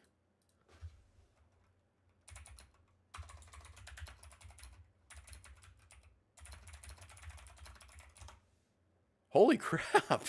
Dude, you know more about my country than I do. Holy shit, this is embarrassing. Is now officially the national bird of the U.S. after President Joe Biden signed a law on Christmas Eve. Oh, but was this 2024?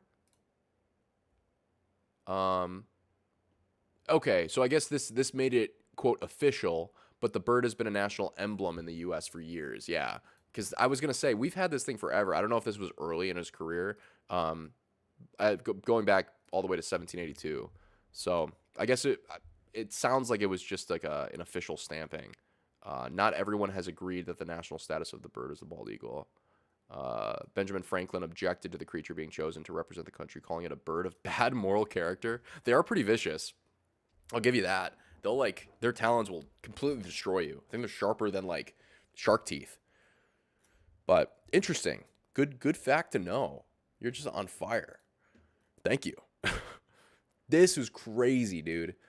This clip, because I think there's like 1,500 Marines on the border now. This shit looks like a clip out of Halo. Hey, do you agree that Trump should declassify the UFO files? Speaking as somebody who hasn't seen the UFO files, I would say yeah. And it sounded like he was going to. At least he said he was going to declassify, or he was going to announce what was going on with the drones. I'll show you a clip of that in a second. But yeah, I think he should. Because, I mean, like, why shouldn't we know?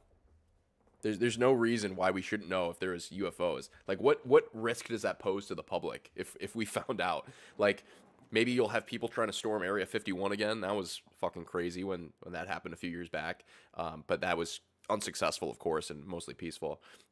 Excuse me, I'm gonna sneeze. No, I'm not. It went away. And your national board has always been a stork. That's cool. Storks are sweet. They're known for like the babies, right? Carrying them in the cloth or whatever. I support it. But yes, Yes, Gonzo. I think that he should declassify the UFO files. I actually covered in my stream 2 days ago some of the executive order that called for the declassification of the MLK, RFK, and JFK files. JFK, MLK, RFK. Yeah. And it said they've been talking about releasing this for so long. And they put like a date that everything had to be released by 2017 unless in their review they discovered that there was a reason to not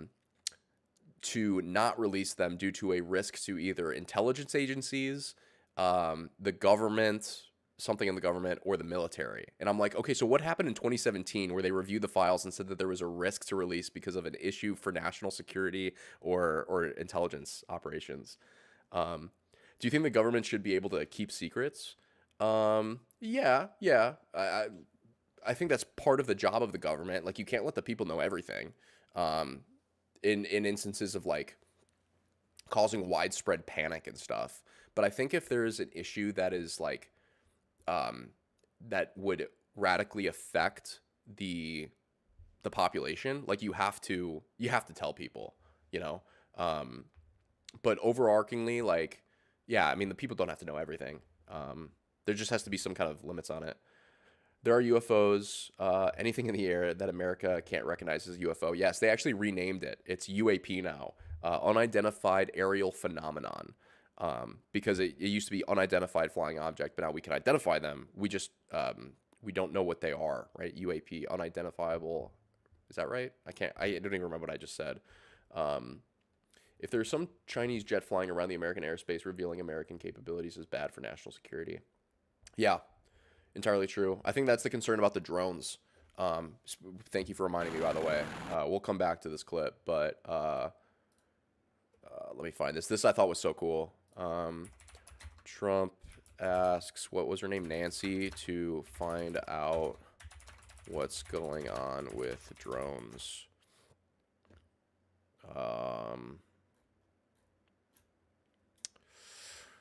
Trump says he will announce what's going on with drones.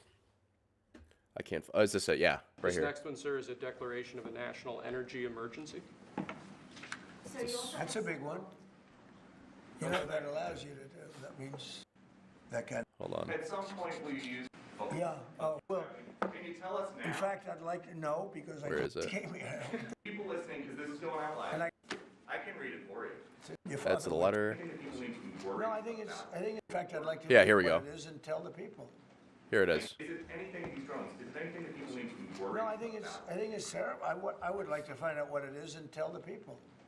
And can you commit to some kind of? In fact, I'd like to do that. Could we find out what that was, Susie? Susie. Yeah. Okay.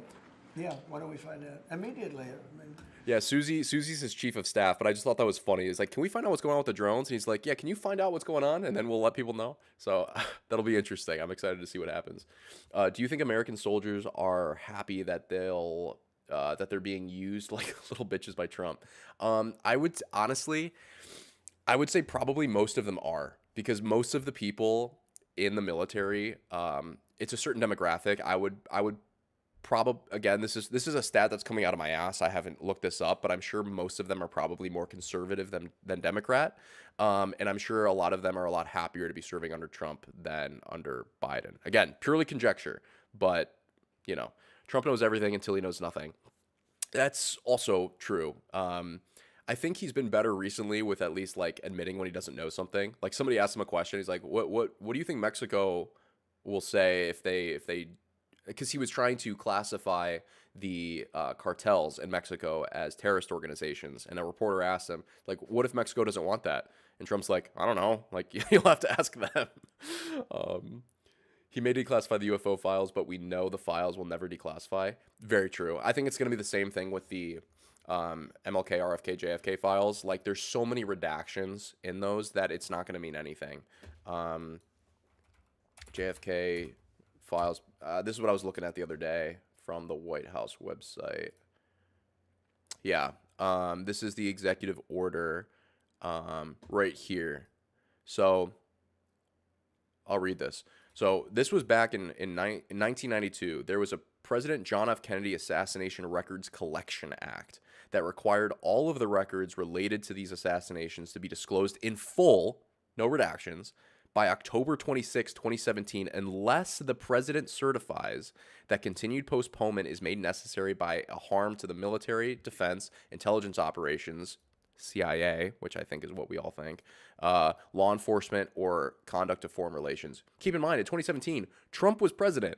So he said this, and he actually talks about it here. He says that people said they needed to review the files more, and he said, sure. But now I think they've got like 45 days to officially release everything. And that's what this executive order covers. I mean, the Epstein files, he will never declassify them. I agree. I agree with you. I think they should be declassified, but I don't know. And I'm not going to put much conjecture on if Trump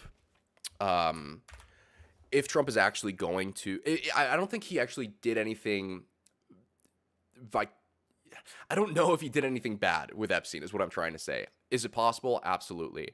But the fact that we know that he's been with him before and he's been like there's photos of him with him, it doesn't look good. And so I'm sure if those files get released, shit's going to come out on him and he doesn't want that. What else we got? Let's go back here. So soldiers who are conservative are okay with the idea of potentially harming fellow Americans at the orders of Trump. That's such a contradiction of what conservatives, Republicans, MAGA claim as their virtue, exceptionalism. Yes, I think you're attacking a good point, but I think the mindset that they have, and I think the mindset that people that are in favor of deportations have, is like lesser of two evils, right? Like we have an issue of a huge amount of people in the United States who came here illegally. Do we allow them to just stay here and be undocumented? We can't keep an eye on them. We don't know if they're committing crimes. Or do we try to get rid of them? And at the expense, there's possibly going to be some innocent people who are caught up in that. You see the same thing with like censorship on like Facebook or Instagram. Zuckerberg talked about this on Joe Rogan recently, where he said when we decide to take something down for like misinformation, it's because we have like an algorithm that has a certain degree of certainty if it's actually misinformation or not. And the lower you make that percentage, the more stuff is going to be taken down, but also a lot more stuff that shouldn't be taken down is taken down. So you have to kind of weigh your balances. So I don't know what that is. I don't know how careful they are with it. I don't know how much of a fine-tooth comb they're going through, or if they're just like going, we're just going to pedal to the metal, get everything out. Trump is defo in the Epstein files. I'm sure his name's in there. I don't know what he's done. I'll tell you what, if they are released, you bet your ass we're going to cover it. I have no fucking idea what's in there. I'd love to see, though. I would love to see. I think at the very least, the Diddy shit will come out. We'll know what's going on with Diddy. Swapping out your so-called virtues to balance the lesser of two evils is also failure and exceptionalism.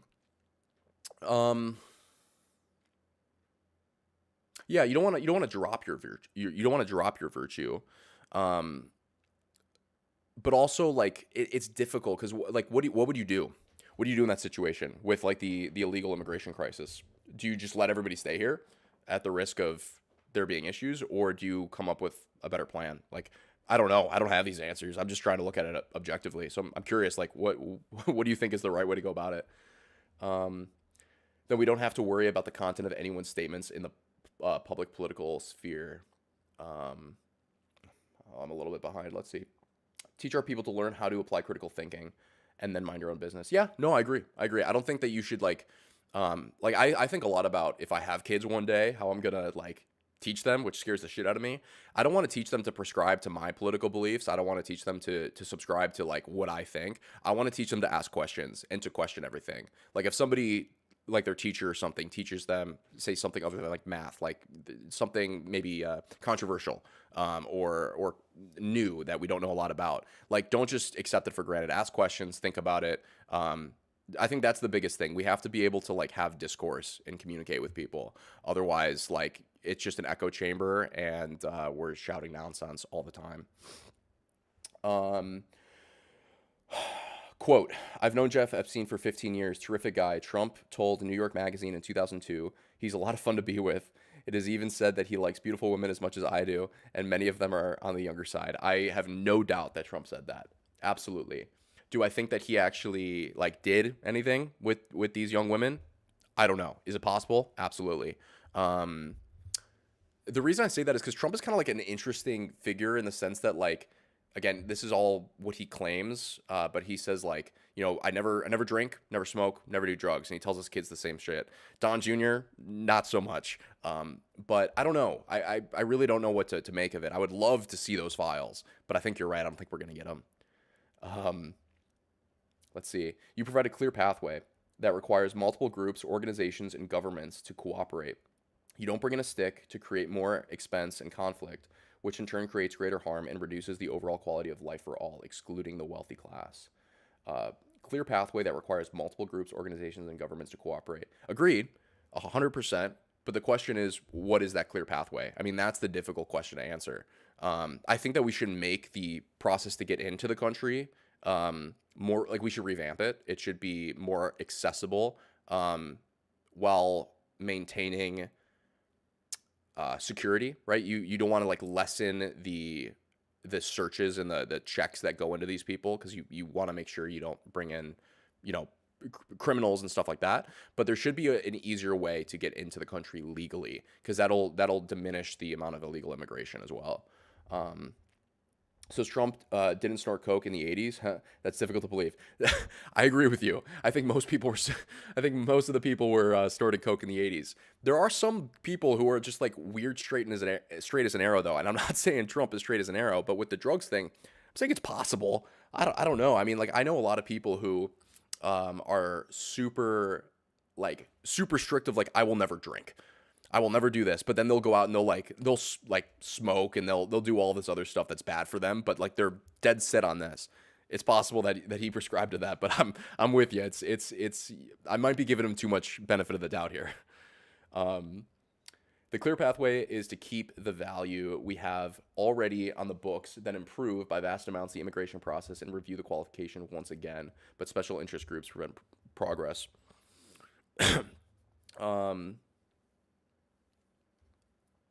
Immigration process and review the qualifications once again.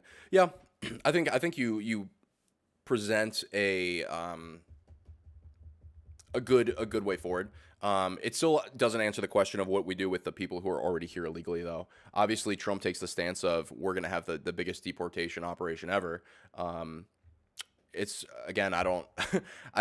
The question is, what is, like, with this issue? It seems black and white. It's, do you keep them and let them stay, or do you get rid of them? Like, what is the middle area that is, like, that solves the problem of the undocumented immigrants, but also is, like, humane, that doesn't compromise your morals? I don't know.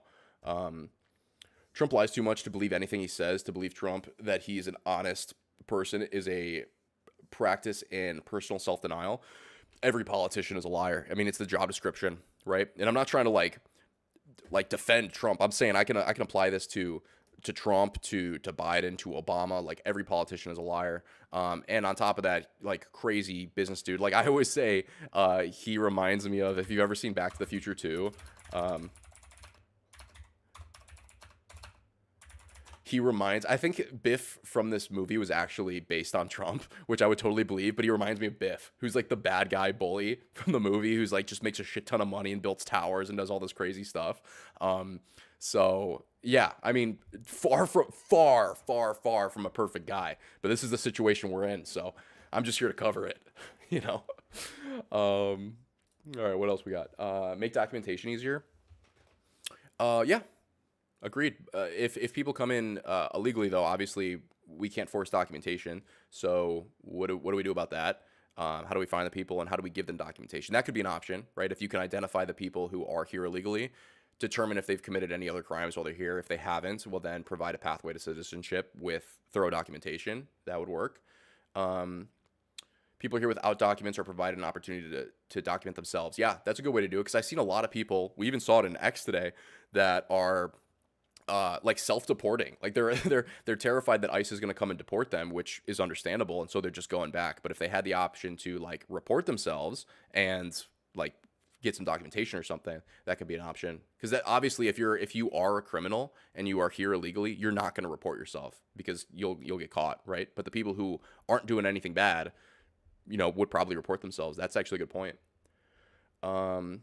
work with other countries to help people. They're immigrating for a reason. You have to change the motivating factors: crime, drug lords, war, poverty, and or opportunity to work here in the USA. And liberty is also attractive. Yeah, 100%. 100%. And this is the thing, like the people who are like very MAGA that claim to be pro America, like you should also acknowledge that if you love your country so much, then people who come here are probably coming here either because they love the country too and they want to be a part of it, or because they're in a really bad position in their country. So like there needs to be a level of grace to allow them a way in that isn't like impossible without illegally immigrating. So it's a very good point. We have our own immigration crisis and still have it a bit now. What did you guys do? Was there any kind of like big breaking legislation or protocol put in place to like try to resolve it? Fences? Yeah. Here Trump says the wall, right? Yeah. I mean, I think ultimately, like if you want to prevent that, like there's nothing wrong with like a wall or fences. Obviously it takes a shit ton of money though, so that's another thing. There's too much spite in politics and too many dishonest people. It's acceptable to say no and refuse to authority. And it's acceptable to say no and refuse to authority. It's rational.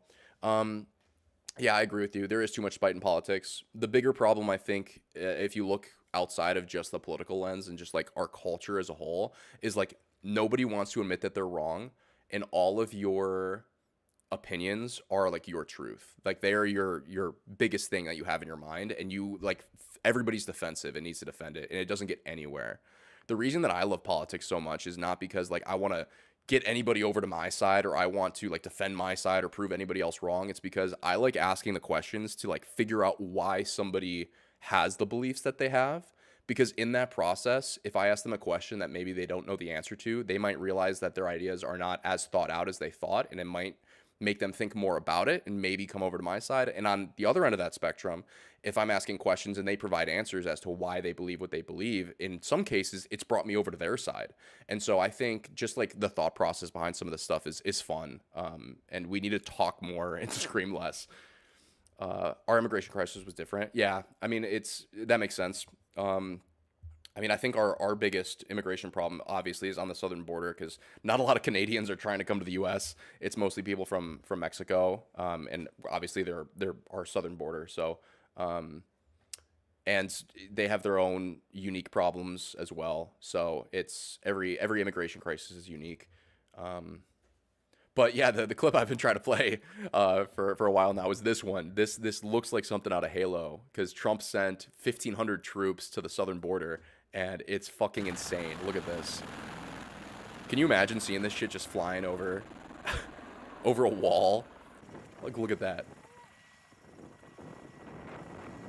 Ours was politically motivated and intentionally caused. Holy shit. I gotta start reading into this. It said Lithuania, right? Lithuanian immigration crisis. Holy shit. Well, hopefully everything's okay out there, brother.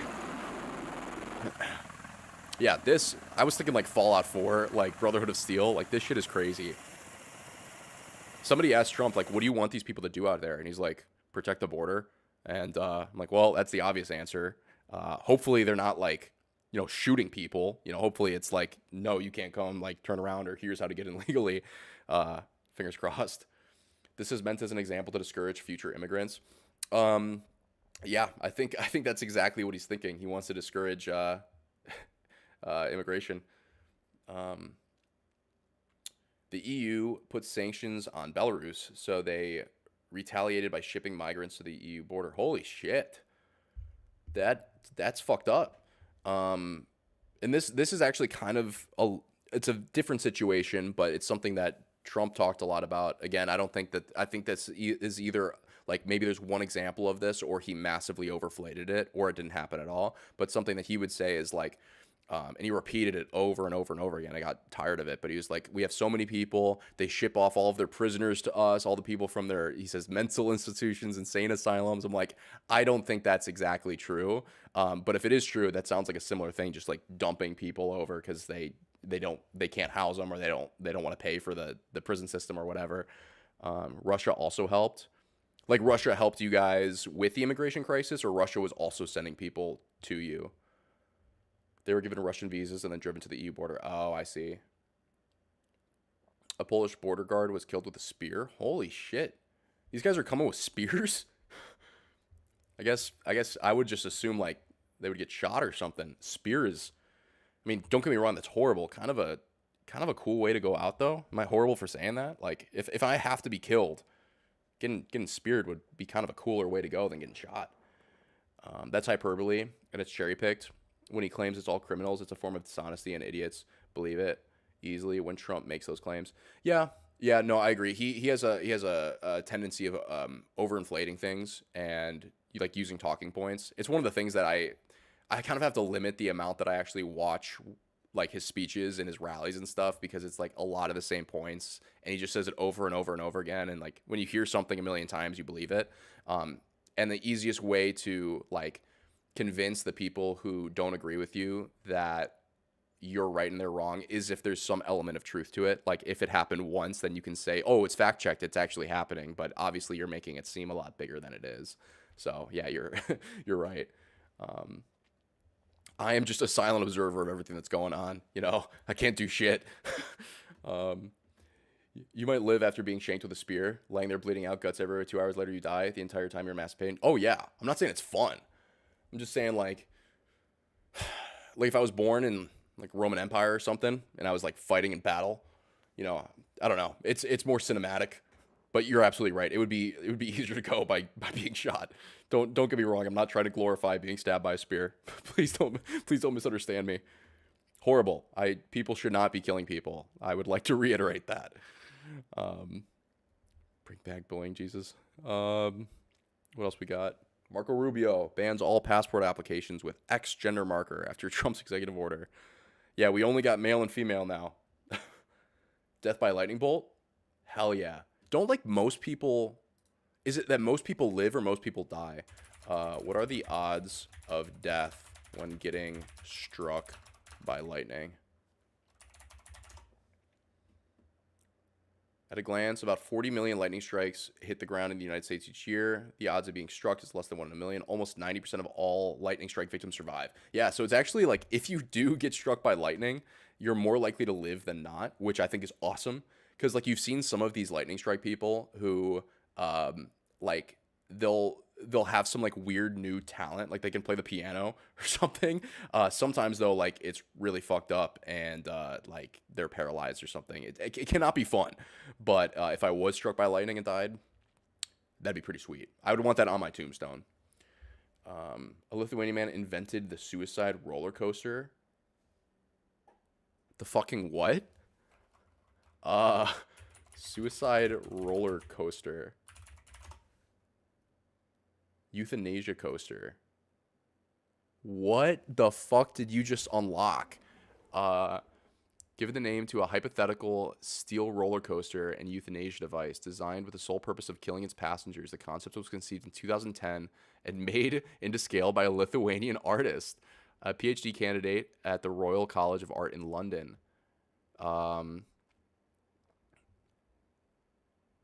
Holy shit. From there, all passengers are given the choice to exit the train if they wish to do so. If they do not, they would have some time to say their last words. Loss of blood to the brain, yeah. I guess it would be fun while you're doing it, right? You're on a roller coaster. Holy shit, you guys come up with some crazy stuff. You know, the craziest shit I've seen, and this is obviously a joke and not real. Prisoner decapitation device. I actually got to be careful with some of these thumbnails of what I can show on Twitch. Hold on. Animation. Yeah, this thing. I think this is the Onion. Yeah, so this is satire, but this is what came to mind when you said that. Outdated. Ohio has replaced it with a system that quickly and humanely rips off the heads of death row inmates using powerful robotic arms. The new device is designed to be as humane as possible, emitting soothing white noise and putting prisoners on a cushioned seat. Look at that, so peaceful. Metallic talons dig into their necks and painlessly. You get the point. You get the point. I would rather be on a roller coaster. For context, Lithuania has the highest suicide rate in Europe. Holy shit, really? Why? Is there is there a reason for this? I'm sorry to hear that. I want to see if there's like a video or something that explains this. 9 minutes. Let me look at the POV first. See what this would look like. Symbolism to discourage crime. Yeah. It has been going down since the 90s. That's good. Less suicide is better. The billionaire classes have having taken over, and you're going to smile and enjoy the suffering, or else. Holy shit. Oh my god. So how many G's is this thing supposed to pull? So what happens at the end, too? I want to see that. Oh, it just loops back around? So are you, like, dead at that point? Is that how that works? Like, I'm just curious, like, if you were a, this is fun as hell. Yeah. I wonder, like, if you were, like, a pro, like, fighter pilot or something. Like, if you knew how to, you know, tighten your legs and do the whole, like, breathing techniques for, like, the insane G's you pull, if you could actually survive this thing. Or if it's just impossible. I kind of want to see, where was it? I kind of want to see this. I kind of want to know a little bit more about this. You know what I hate whenever I go to an amusement park with someone? It's when they're too afraid to ride a single coaster. And okay, if they get motion sickness, then I can understand that. But if they're irrationally afraid to ride a roller coaster, then I get try that with irritated. VR goggles. The chances Yeah, of dying that'd on be a roller insane. I'd coaster probably is throw up. slim to none. Actually, you're more likely to die on the way to an amusement park than you are at the amusement park. That's Just good. Think about that. A roller coaster is a controlled environment. You're monitored by sensors, a computer system contained by a restraint. Then you in 1 minute. Car, you're protected by a thin leather strap with a driver that may or may not make a mistake, surrounded by other drivers that may or may not make a mistake. Now, I'm not saying roller coaster accidents, they don't happen, but if they do, it's on very rare. Fun fact, I've actually never been on a roller coaster. I've always wanted to. Probably wouldn't start with the euthanasia coaster, but yeah, no, I would love to go on one. I just never had the chance. When I was younger, I went to like an amusement park, but I was too afraid to go on any of the rides.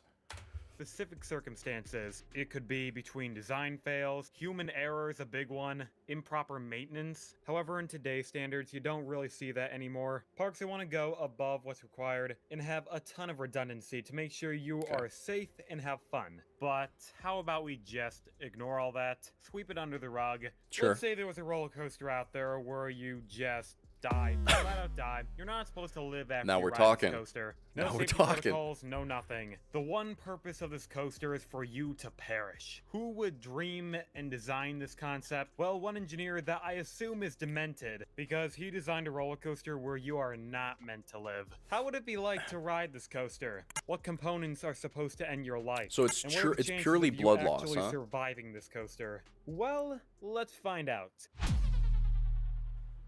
The roller coaster in question is called the Euthanasia Coaster. Many Such a fun enthusiasts from the name. 2010s may remember this, because a decade ago, a French designer by the name of designed the Euthanasia Coaster. It was never meant to be built, it was more satirical. Anyway, let's go over the ride experience to see what this guy was smoking. According to the Euthanasia Coaster website, because that exists apparently, you enter the ride on a single seat, so you get no partner while I need some clarification here. Is this real? Like, was this built, or is this just conceptual? It's not cemented, it's compassionate. Yeah, no, I agree. And he did say French. Yeah, I think he might be wrong. Yeah, stolen valor. Yeah. Sorry, man. We'll give the credit where it's due to Lithuania, right? Double check that. Double check. Yeah, Lithuanian. Wikipedia says so it must be true. It is hypothetical. Okay. you take the plunge, and you go up a chain lift very slowly. He seemed to really express that part because he wants you to take it all in before you decide to end your life. This Awesome. would have been the tallest coaster in the world if it ever got built. King Ka is over 456 feet. This would be about 1,600, so more than 3 times the height. When you do reach the summit of the 500-meter lift hill, there would apparently be a button next to you, and you would decide whether you want to go down the drop or be released. Well, that's good. Okay. That's I actually see you would have done- really smart. Because like I've heard stories of people who, like, here in the US, there's like a lot of people who commit suicide, at least in like the California area. There's a big epidemic of them jumping off of like the Golden Gate Bridge, and there's been a number of people who have survived that. And afterwards, they say literally the second my feet left the ground, I regretted it. And so like by letting people go all the way up there and like looking around, giving them the option to say hell no is actually like, it seems like an obvious thing to do, but it's really smart. That before you left the station, but whatever, it's fine. Then you're about to go over the drop. As you reflect on your life, it's too late. You descend at speed that's near terminal velocity, meaning you're going almost as fast as a force of gravity, 100 meters per second, 220. I'm American. Oh, thank you. 3 miles per Okay, hour. I was gonna say I'm an American. What the fuck is a meter? I'm kidding, obviously.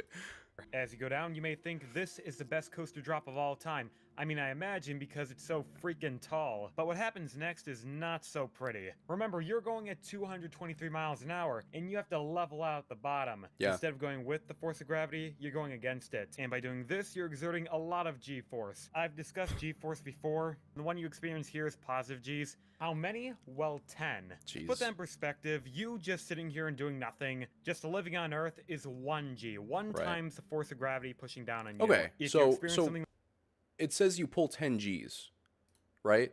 And I think, I don't know if you guys saw that Top Gun Maverick movie, but I'm pretty sure Tom Cruise pulls 10 G's in that. So you could live. You could live. It would be an insane Mr. Beast challenge. Probably not most people, though.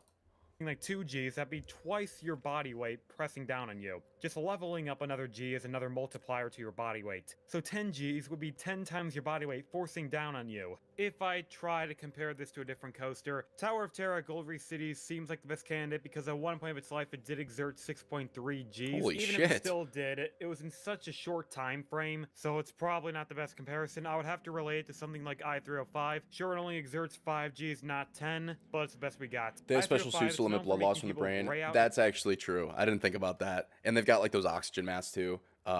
Fuck. Yeah, I guess you're screwed. Blackout. Why? Well, after the drop, you go into a nice long turn that takes about 7 seconds, and during that time, you're feeling all 5 Gs. So by doing that, the brain isn't getting enough oxygen, since most of it's going to your feet, which causes your vision to get all blurry and dark. Gross, but that's how it works. The Euthanasia coaster, you're not experiencing this for 7 seconds, you're experiencing this for 60. And at twice 1 the minute. G-force, it's gonna be lethal. The engineering comes into play when it has to maintain 10 G's of force for over a minute. How does it do this? You see okay. the 7 I missed loops on the that. coaster? I missed that too. I didn't realize that it was 10 G's over an entire minute. I thought it was like it builds up to 10 G's. Fuck. Yeah, no, I think even if you do have one of those suits, you're done. These are circular loops, ones you would find on Schwarzkopf coasters. They're not the typical clothoid loops, which is like an oval shape where you lose energy going up, then gain it on the way back down. These ones, they maintain centrifugal force to make sure you feel a lot more intensity. Notice each loop has 10 G's of force. It's able to do this because each loop shrinks in diameter and allow the train to power through each Interesting. one. Because the Crank out your coaster is physics gonna brains, naturally everyone. slow down, so later in the ride it has to tone down the elements while also keeping up with the force. Just like I-305, the blood's gonna be rushing from your head to your feet. Except this time your body's gonna have to overcome a whole different That would be fucking sick though. I mean, this looks pretty dope. Granted, the death part isn't great, but this looks pretty dope. kind of punishment. For a whole minute without oxygen to the brain, you're gonna experience hypoxia. That's when you go into tunnel vision, then you gray out, you black out, then you pass out. And you will not get oxygen until at least the 60 seconds are up. And Yeah. at that point, you're supposed to be dead. Notice how I said supposed to. Even though the euthanasia coaster is supposed to kill you in terms of euthanasia, I do think you're able to survive. Interesting. This. That's because of two reasons. Tell us. One, the credibility of the guy who designed this, and two, some aspects that involve biology. But let's first look at reason number one. So, is... Okay, so hold on. What did you say the guy's name was? Julianus? I'm sorry, I can't pronounce these names. This guy, right? He says he's French, right? But here we say Lithuanian. Does it have the guy's name on here? Yeah, okay. Yeah, Lithuanian artist. I don't know. So they're talking about the same guy. His name is Lithuanian. Okay, J is silent. Same guy, he just called him French. So I just wanted to make sure that we were talking about the same dude. Even though all credit goes to Lithuania, of course.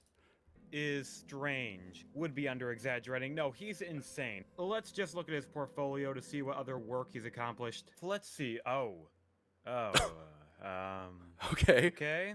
This is, something else. So apparently one of his works is an artist rendery of a frozen dead body planet. Okay. What? That's, okay. He wanted to see if enough dead bodies clumped together, they would make their own gravitational pull.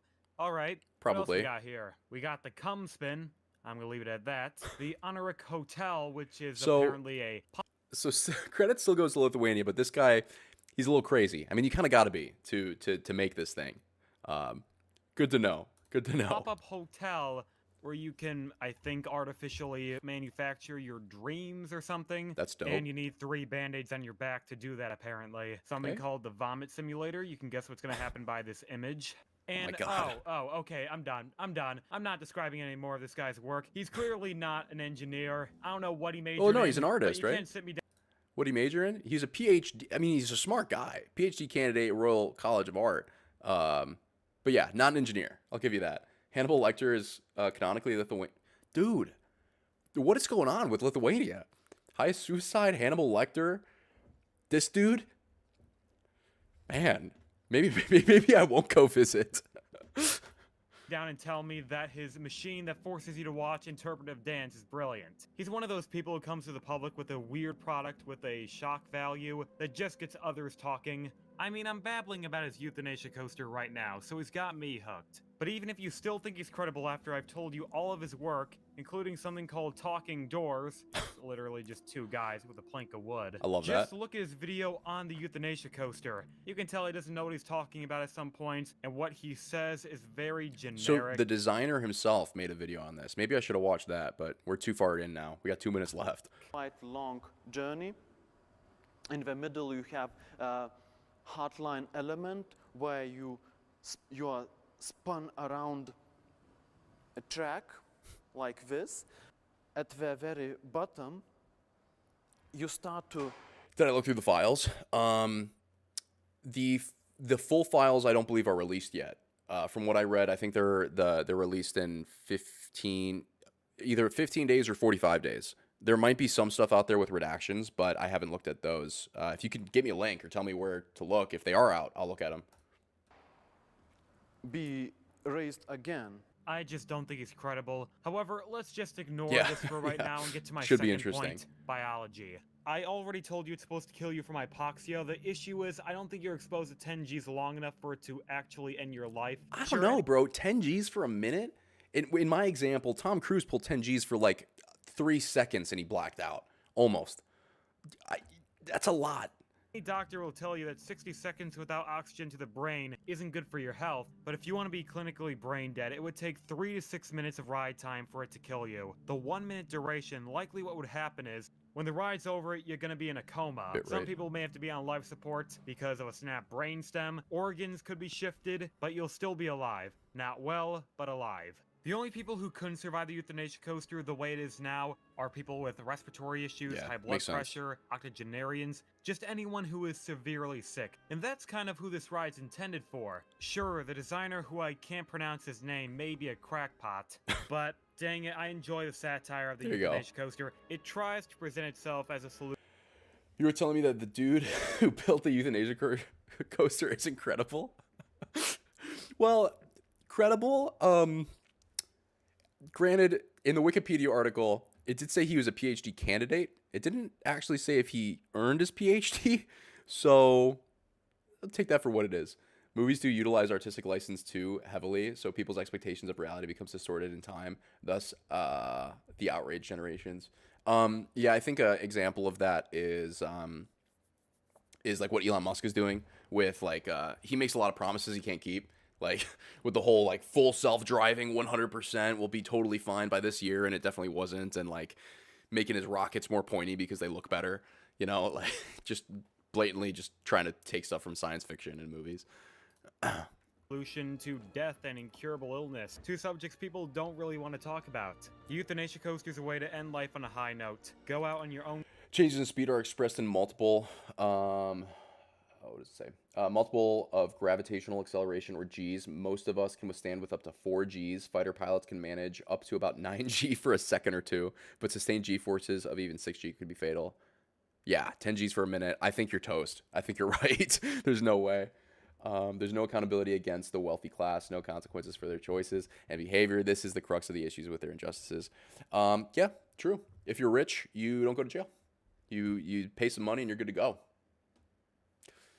Welcome to America. Terms with a shot of adrenaline. Death may be terrifying, but when you go down that drop and up the first vertical loop, all that's left is bliss. Maybe that's what he intended with this design. Make death look intimidating, but it's not going to be as bad as we think. It's a roller coaster. It's life. Was just a way you know? for him to get a bunch of dead bodies for his planet. Oh well, not all theories can be a winner. Anyway, that's just my take on the euthanasia coaster. That was a joy. Thank you for sharing that. I guess I'm going to have to create my own army. Oh well, I was hoping to reuse someone else's template. Think about it. If a person weighs 70 kilograms, that is 700 kilograms pushing down on them. Again, I'm American here. You got to give me pounds. Kidding. It's fine. I'm looking for generals. Sign me up. Just tell me you're not going to turn into... Tell me this ain't going to be you.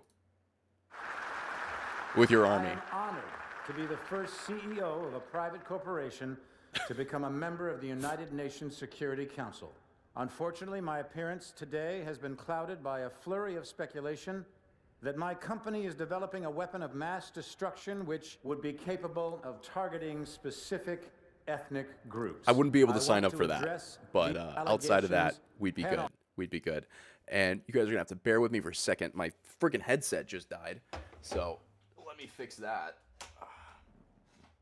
But yeah, I would sign up for your army as long as we're not doing any like ethnic cleansing. Can't really get on board with that.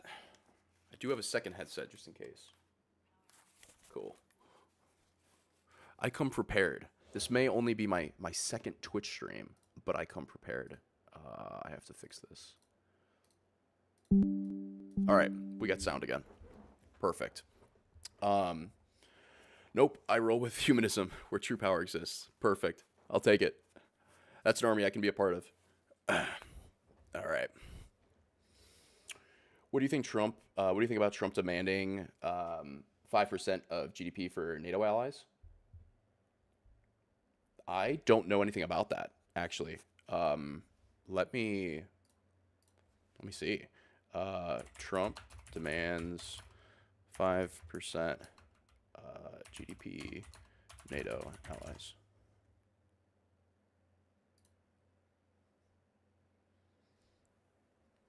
I don't want to disable my ad blocker.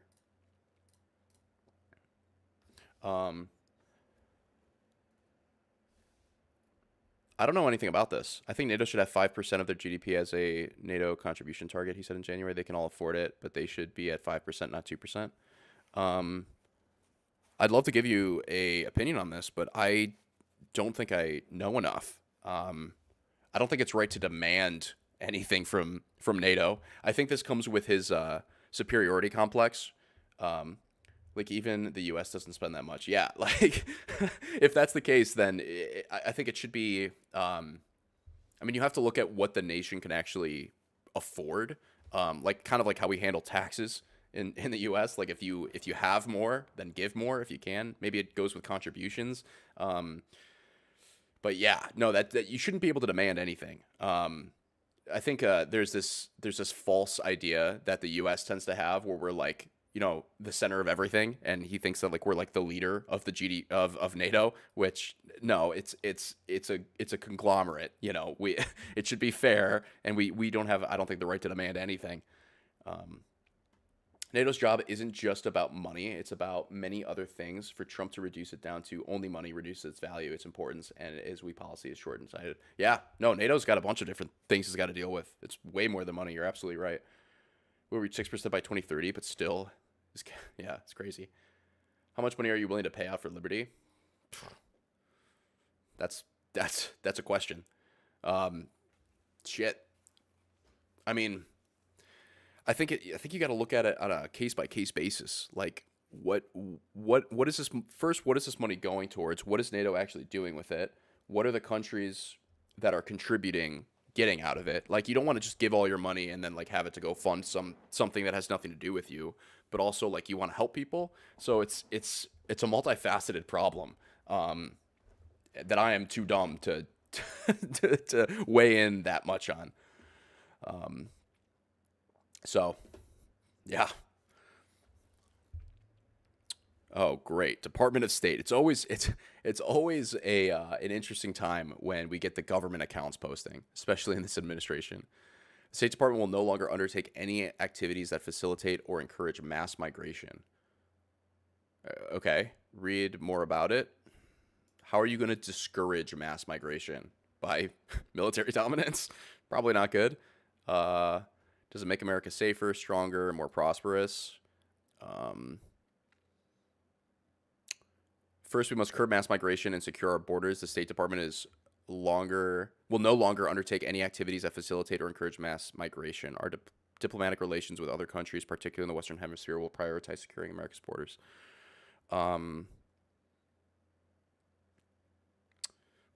Fuck. Holy shit. I mean, yeah, I guess if this is what he ran on, so I can't give him flack for trying to put so much emphasis on this, like, on this border security thing. I mean, he talked about it nonstop. People voted for him. He's got to do it. I don't know what kind of broader effect this is going to have on like the NATO situation and other problems.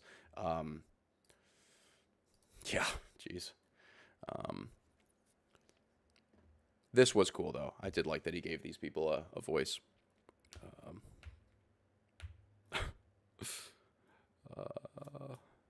What else we got? Anything good? Speak of the devil, Mr. Elon Musk and his pointy rockets. The rockets do look cool, though. I will give him that. If they were duller, they wouldn't look as cool. Like what is it? Jeff Bezos' Blue Origin. These things do not look cool. Like, come on. This new one looks cool. That basically looks like Starship, but you got to make it look cool. You're spending all that money. Make it look cool. I haven't heard anyone talking about money that is expected to be saved and what they're going to do with it. Government transparency is lacking with Trump. Always has been. True. Okay. I don't use Twitter, so I pick up things through you. Looks like the news. There's also in other places similar syndicate in many ways. Looks like. Yeah, it's tough. It's funny because like right now X tends to be more right leaning, obviously with Elon as the head, and Reddit tends to be more like left leaning. And so this probably isn't good. I don't advise this, but I spend like a lot of time on X and then I spend a lot of time on Reddit, and I get both sides of people like complaining about the other side. So it gives me, I don't know, some kind of semblance of a well-rounded amount of content. Oh God. Let me open this. It is too round on oh the yeah. top. It needs to be pointy. Round is not scary. Pointy is scary. This will put Entirely. a smile on the faces of the enemy. They will think that it is a huge robot flying towards them. 100%. Huge robot dick flying towards them. You're entirely right. It is about the payload Oops. delivery. No, it's Fuck, where am I? Here I am. Boom. Supreme Leader, I think perhaps some of your information about bombs is coming from cartoons. Nonsense. I have been watching a And you know what's fucking crazy too? Snatch yourself an RSS leader. I think Elon actively said that he literally did that because of that movie. A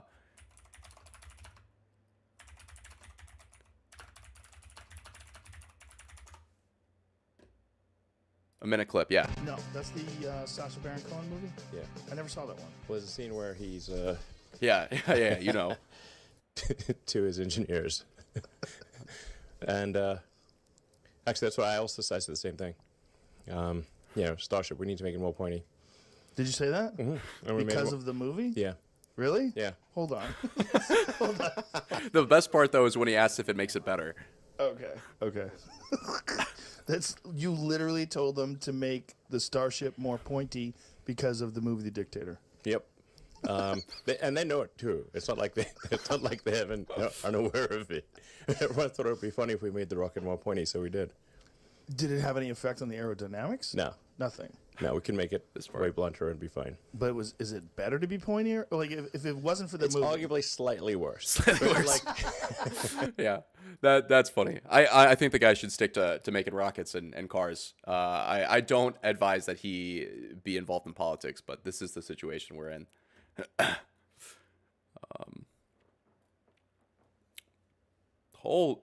This can't be real. Do you guys have this in Lithuania, or is this a purely like United States? Well, no, of course you do. Of course you do. What am I saying? This is bullshit. 100% tip, and I think at some areas it is it's worth it. Like sometimes I think it constitutes a tip. I used to be a barista, and so I try to always tip my baristas, you know. But like if I go to like a Panera and I say, hey, can I have a large coffee? And they say, sure. And they hand me the cup to go walk over to the place and pour my coffee. Like, I'm not going to tip for that. You know, like you handed me a cup. What am I tipping for? Yeah. Let me catch up here. He ain't the one making them. You're right. He's not making them, but he is head of, SpaceX, right? So he holds some level of responsibility over it. We don't tip unless it's a very nice restaurant you tip.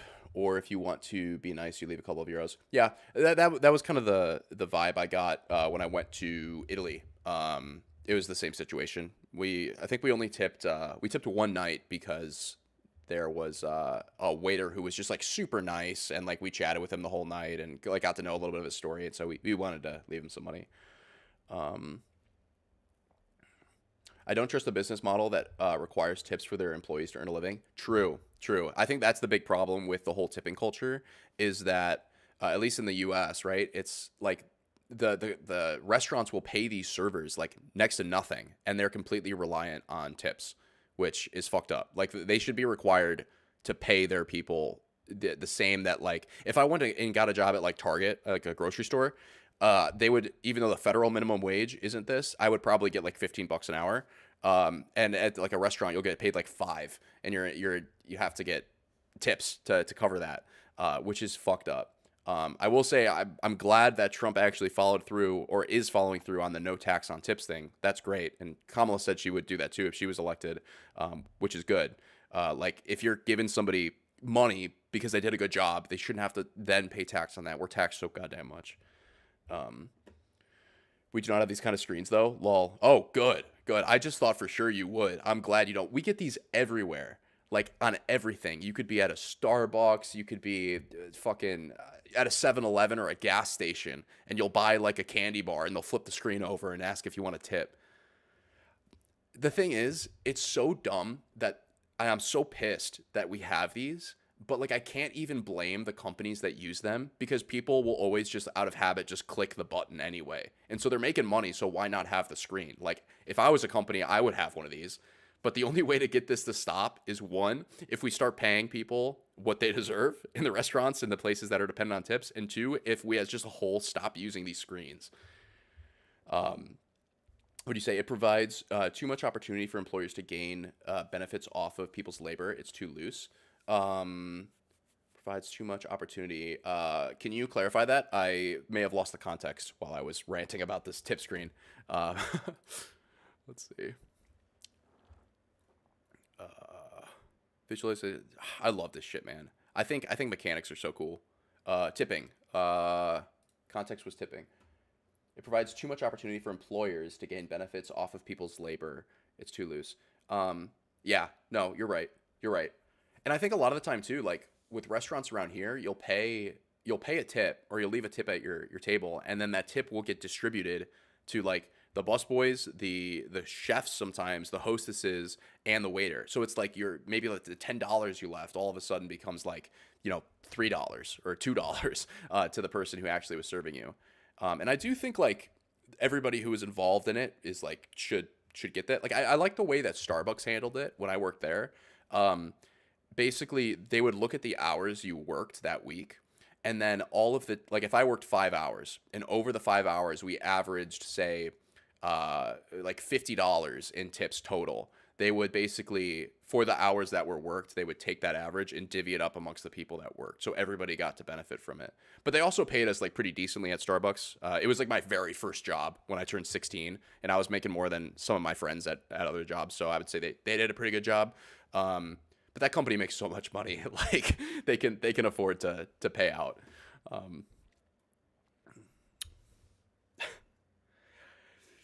I love that Trump posts these AI photos like on his official page. Like, bro, you are you. You could just take this photo and post it if you wanted to. Like why do you have to post an AI version, like a Mr. Beast YouTube thumbnail? Come on, man. Oh, dude, it's so funny. Like, I think he posted something recently that was where was it? It was like a photo. It was an AI photo of him and a lion or something. I don't know if I'm going to be able to find it. He posts a lot of shit. Let me see.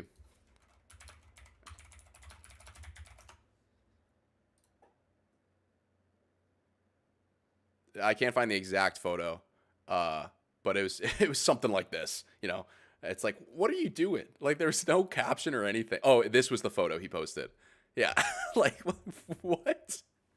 Bro, you're supposed to be the quote-unquote leader of the free world, and you're posting this shit. Oh, dude, we're living in a simulation, I swear to God. Vanity, yeah. Oh, man.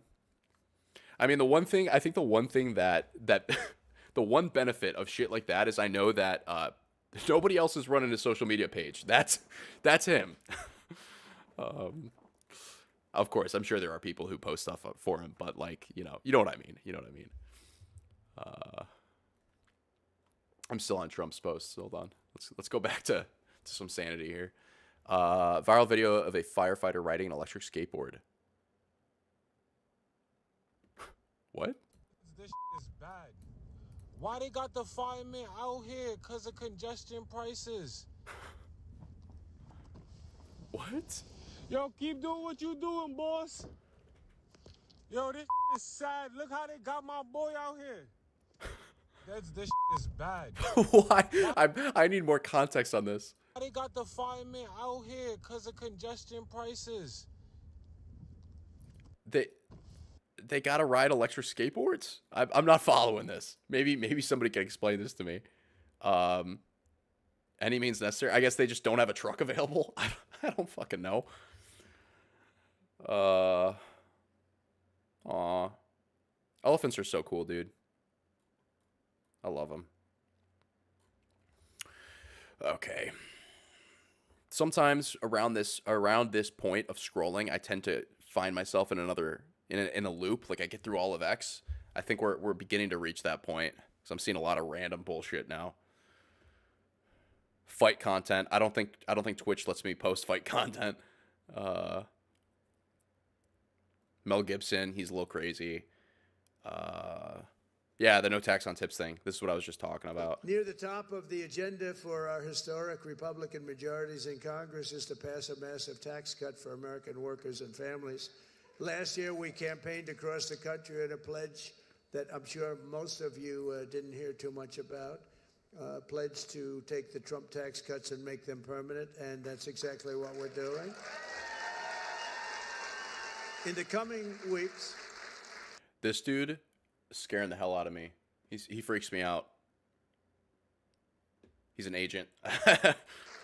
I'll be working with Congress to get a bill on my desk that cuts taxes for workers, families, small businesses, and very importantly, keeps my promise for a thing called, and I know you didn't hear anything about this, and I'm sure it had no influence on the state, the fact that we... I mean, this is good. This is good. If he actually follows through, the no tax on tips thing is good. Republican in decades, but I'm sure you haven't heard, but we're going to get it for you. No tax on tips. Yeah.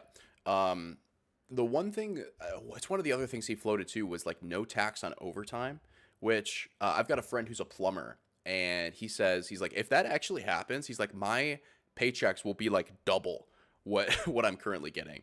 I don't think that's gonna work. I don't think that that's actually gonna be passed. He's floated a bunch of like no tax on shit. The tips thing I think will probably happen, especially since Kamala said that she would also do it if she was elected.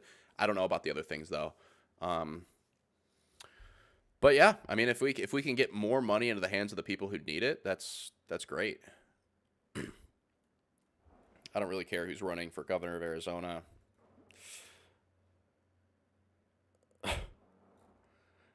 Someone is upset. She has to go back into the office. Yeah, this was.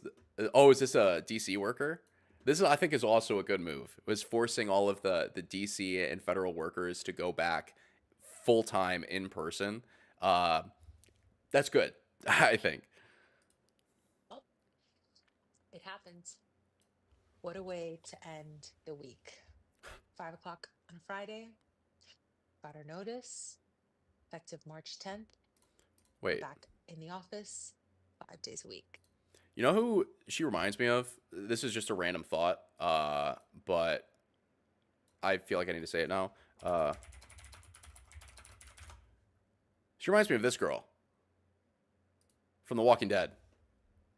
Some similarity. No telework. Huh? And that's the most fucked up thing. Just a is thought. Not only did you issue this executive order, Cheeto, but the executive Cheeto. order trumps, unintended. I fully support calling Trump a Cheeto, because he is. I'll give you that. And rescinds any previously agreed upon telework agreements. So before, I was able to telework once a week when I was in the office every day. Now no mores. Yeah, it sucks. I am so upset. I am so mad. And honestly, I also feel for the parents. They're going to need to figure out childcare. Yeah, that's true. You know, you take one thing to a little bit deeper, and you're like, yeah, there are other implications to this. Parents will have to figure out childcare and that kind of shit. I'd like to hope that the people in DC are making enough money that they can afford childcare, because I know a lot of those people make good money. But that is definitely a consideration. And I do have sympathy. Like I've got a job where I can work a lot remotely. I do go in office sometimes, but this with the government stuff, I think it's for the country. It's better if they're there because they're getting more work done. Like anybody who works remotely will tell you that they don't get nearly as much work done when they're at home than when they do it in person, unless you're actually like dedicated and motivated and you actually work better at home and you are putting all of the right time in. So there are some exceptions, but those are my 2 cents.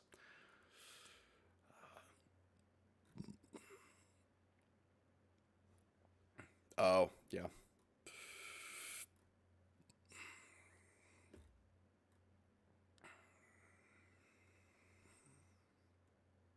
Is this accurate?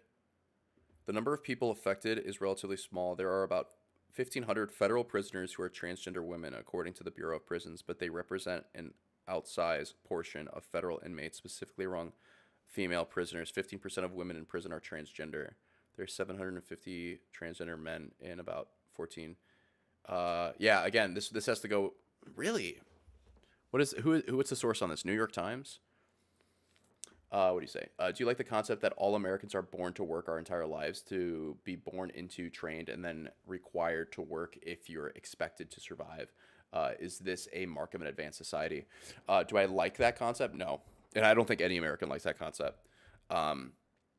There's definitely value in hard work. Like, it gives you purpose and meaning and all that kind of stuff. But a lot of people are literally just working because they need to be able to pay their rent and buy groceries, and they feel like they're just trapped like a rat in a hamster wheel. Not good. I think you have the opportunity in our country to, through really hard work. I'm not saying like you're putting in extra hours at your job. I'm saying like you're working crazy hard at your job to make just enough money to pay your bills, and then you're also working really hard on all of your off time to like something else. You have the ability to like make a company and make money and shit like that. It's, again, much easier said than done. You have that ability, but no, I think it's bad that we have to like pretty much work our entire lives. Like I was very fortunate. My parents took really great care of me when I was younger, and so I didn't have to worry about like, like a lot of my friends growing up, right? Like they would have to take the money from the jobs that they were working and give them to their parents so that they could like pay their rent payment or they could afford groceries or something. Luckily, my parents were well off that like all the money I made I could keep and like either put away or invest when I was younger to set myself up a little bit better. Same thing with like college. Like I went to college, again, very fortunate. Like my folks saved up some money for me to go to school. And so like that's another thing that like hangs over people's heads forever is like student loan debt. Like we're pretty much, I think that's the bigger problem is like we just get trapped in this debt and you're basically just, what is it that Dave Ramsey says? I think it's actually said in the Bible too. It's like the borrower is slave to the lender. It's like you have to go to work because you have to make your payments, right? And it's fucked up. Like we're just kind of trapped in this hamster wheel, and it's very, very hard to get out. It's not impossible, but it's very, very hard. So I personally think that in the future, I think college is going to become a lot more unnecessary. I think the value of college has been going down. Right now, we pretty much pay all this money just to get a degree, and some things it's needed for, like if you want to be like an engineer or a lawyer or a doctor. But I think other professions won't require a degree so much, and they'll more so just like it'll be based on experience and like are you able to do the job. And I think that will be huge. Like if everybody doesn't have to take out college loans anymore, that'll help. It's not going to fix the problem, but it'll help. I agree with the advancements we have in knowledge, science, philosophy, politics, technology. We have the ability to improve our system so that humans can focus their energy on things bigger than themselves, other than endless lifetime work. Yet those with wealth live in fear of the glory of others. The value of college is to train you how to work hard in a corporate environment, absolutely, to be a true professional and to know how to deliver and drive and lead. People forget this obvious fact. They overlook it too often. That's true. I think a lot of the value of college, like when you show your college degree to a company for, again, not including like doctors, lawyers, that kind of stuff, it shows this is a person who showed up regularly, in some cases, to class, turned in all of the work that they were given, at least enough to pass, and like stuck something out for 4 years. Like it shows that you were capable of taking in assignments and completing them well enough to pass, right? And that's basically the objective of any company. We give you assignments, you get them done on time, enough to pass. And so it shows that you have that kind of work ethic. But as far as like like there's ways to train somebody to do that without having to spend hundreds of thousands of dollars, you know? So I think that the whole college thing is going to be revamped. I don't think that, at least I pray to God that if I ever have kids one day, that I'm not going to have to shell out $200,000 for them to get some piece of paper that said they went to class for 4 years, you know?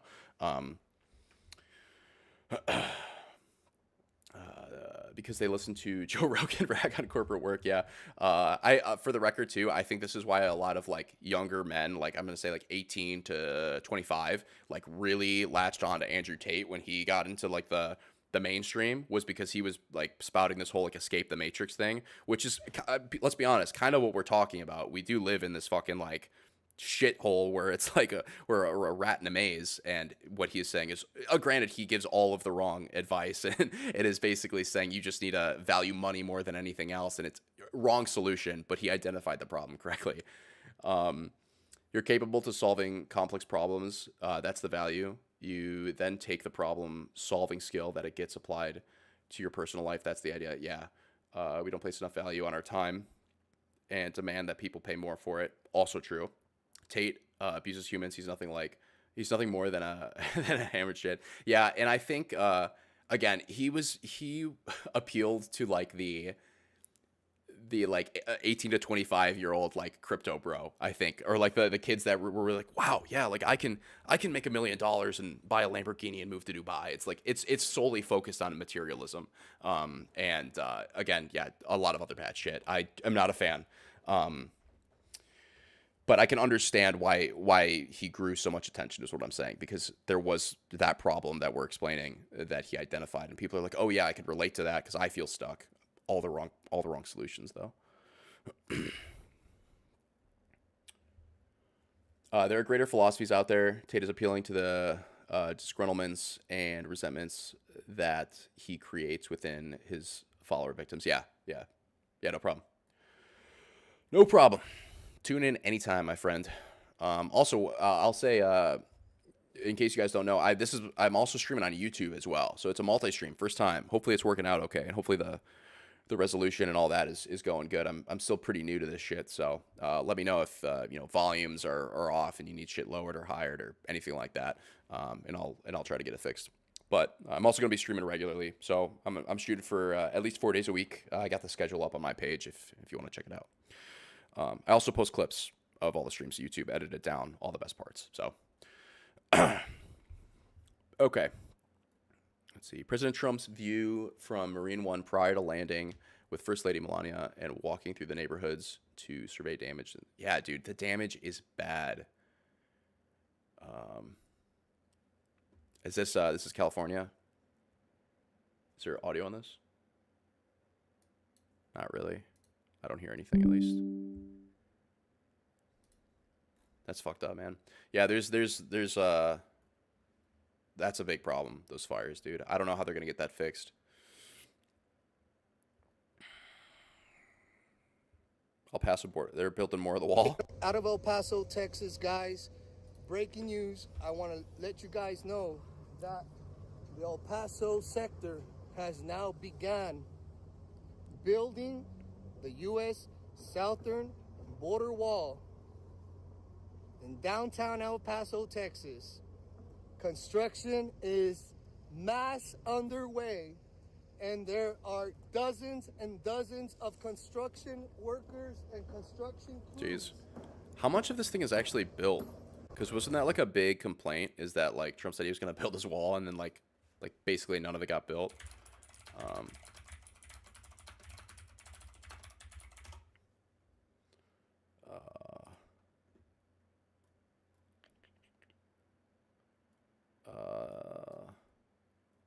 Oh, recently built and pre-existing. This is helpful.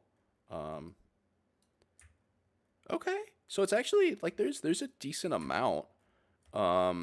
Everything blue was there before. Everything red is new. So it looks like they repaired some shit. They added some stuff. There's definitely a lot to fill in, though. I think Biden built a lot of it. Did he really? It doesn't surprise me that they didn't report that. Because obviously he trash talked the wall a lot. Interesting.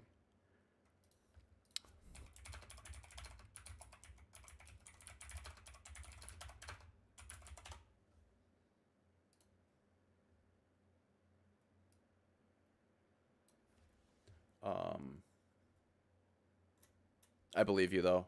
Biden was forward with the border wall. Yeah, interesting. The money was allocated, so he had to build it. That makes sense. Yeah, if the money was already set aside. That's funny though, because it really wasn't covered. It like what is this? The Texas Tribune? You'd think that I'd see like Associated Press or like Wall Street Journal or like something about this. BBC, obviously. Okay, here you go. New York Times. Biden, the border wall, and why a new wall is going up. When was this posted? 2023. So October. Yeah, a little bit later. Interesting. I didn't catch this. Dude, you are a wealth of information. Thank you. Zelensky is panicking. He claims that Putin is trying to manipulate Trump and take it up. For the record, yes, obviously he's trying to manipulate Trump. Why wouldn't he try to do that? There are desperate actions of a dead man walking. Zelensky knows that if Putin and Trump negotiate to end the war, his complicity in the deep state scheme will be exposed. And what? Oh, I see. Okay, this is Barron Trump news. So we gotta recognize the the sway on this. Let's not read this and see what he has to say. The report was made by the head. Sorry, let's turn this down a little bit. Held a meeting on several issues. The report was made by the head of the Foreign Intelligence Service on Russia's military's potential and Putin's readiness to continue the war and manipulate world leaders. And in particular, he wants to manipulate the desire of the President of the United States of America to achieve peace. I am confident that no Russian manipulations will succeed anymore. Okay, yeah, I mean, I feel like this is obvious. I feel like we know that obviously the best thing for Putin to do would be to manipulate Trump, because they had a quote like good relationship in his past administration to try to end this war. It makes perfect sense. I don't know what that's going to look like. Hopefully he doesn't cede any of this taken land over to Russia, because that would be really bad. We just got to sit and watch the world burn, unfortunately.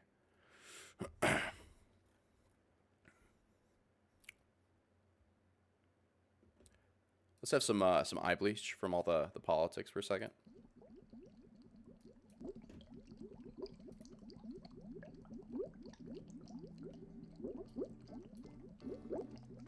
Yes. This is the three of us in the stream right now. This is us. Oh man. Okay, back to it. Didn't look yeah, it was really close. It was 51-50, which is fucking insane. Classic Elon reposting Pepe memes. I try not to give him that much time a day. Is this a real photo? I don't. Boys, do we think Obama was at the Diddy parties? I'm gonna say probably not, but not a great photo. This doesn't age great. doesn't age great, Mr. Obama, Mr. Former President. The comments on this have got to be gold. Yeah, we all know. Yeah, here's what we were talking about earlier. Trump and Epstein. Give us more. I want more Diddy information. I want to see that so bad. This clip. Oh my God. If you boys haven't seen this clip, it's insane. What is the date today? I completely, and Thursday. Yeah. Thursday. I was completely wrong, wasn't I? I had the dates wrong all this time.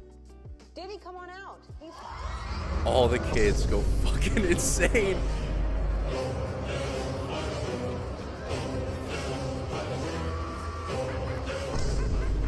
It's so bad, dude. It's so bad. Jesus. I do, oh shit, there is more Obama Diddy shit. I don't know, man. All these people are, yeah, no, not the children. Dude, they got so hyped. And he picks up that little kid. Oh, man, it's bad. Wait, there's a Kamala post about Diddy? Thank you, @Diddy, for hosting the town hall last night. There's a lot at stake for our communities right now, and it's critical that we bring to the forefront how coronavirus is perpetuating. When was this? This is in 2020? No way.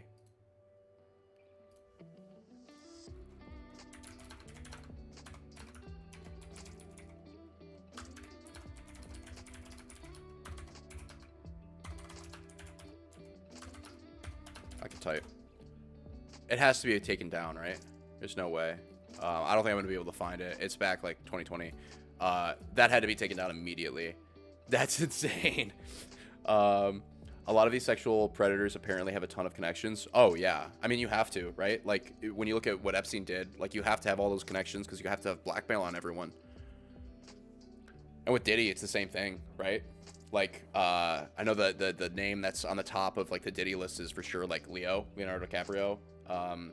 Like that guy's like powerful in the sense that he's like a huge, he's got a foundation, huge actor, that kind of shit. So like you get blackmail on people, they're not gonna rat you out. What? This is another thing I want to touch on. What do we think of this Obama Jennifer Aniston rumors? I don't know if you guys are familiar with this, but there are rumors that President Obama and Michelle Obama are on the verge of divorce because the internet thinks that he's having an affair with Jennifer Aniston. I have not looked at this story at all because it seems so ridiculous to me. But it's on the internet, and so I need to get some thoughts on this. Which countries are in the top 5 of countries that use exploit and traffic humans? I don't know.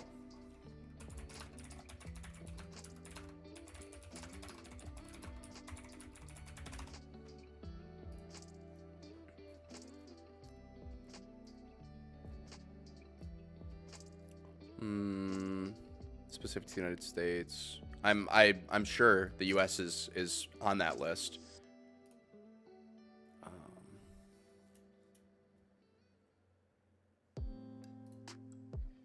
I can't find Afghanistan. Would make sense. I feel like there's no way those numbers can be accurate. Yeah, I mean, it's got to be speculative, right? You can't have all those numbers. But I would definitely be, I'm sure that the U.S. is on that list.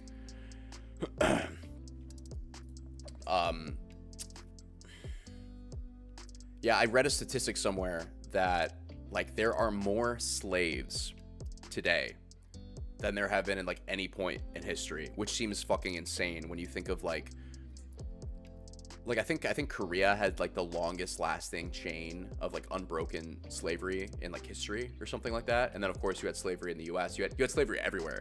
But when you look at like slavery in the sense of like sex slavery and human trafficking, it's insane. It is baffling to me that we don't try to fight this like more, that there's not like a global effort into like eradicating this problem. It's ridiculous. I think the larger population, the more human trafficking takes place. Politicians like their hookers. Sadly true. There's some people that love the idea of owning other people. They rationalize it. Sadly, that's also true. And the thing that I hate the most is a lot of the times too, I mean, if you look historically, maybe not so much with sex slavery, but when you look at like slavery in the US, like religion was used to rationalize that, and I hate it. And I think that they would have to get caught to add those statistics so countries with poor policing could get away with it. Yeah, no, that's true. That's true. Black value of society, also true. Slavery, the second oldest profession. Yeah. Dude, we live in a really, really fucked up world. Really broken. But seriously, like, this needs to be a bigger issue. Like, there are problems in the world, yes, that need attention. But like the whole human trafficking thing, like we need to do some shit about that, because it is a massive problem. And even with like the whole like Trump administration thing, right? Like you're attacking like the illegal immigration on the southern border. Like I'm sure that there's probably human trafficking that occurs there as well. Like pick whatever platform you want to use as an excuse, but like we need to do something about this problem.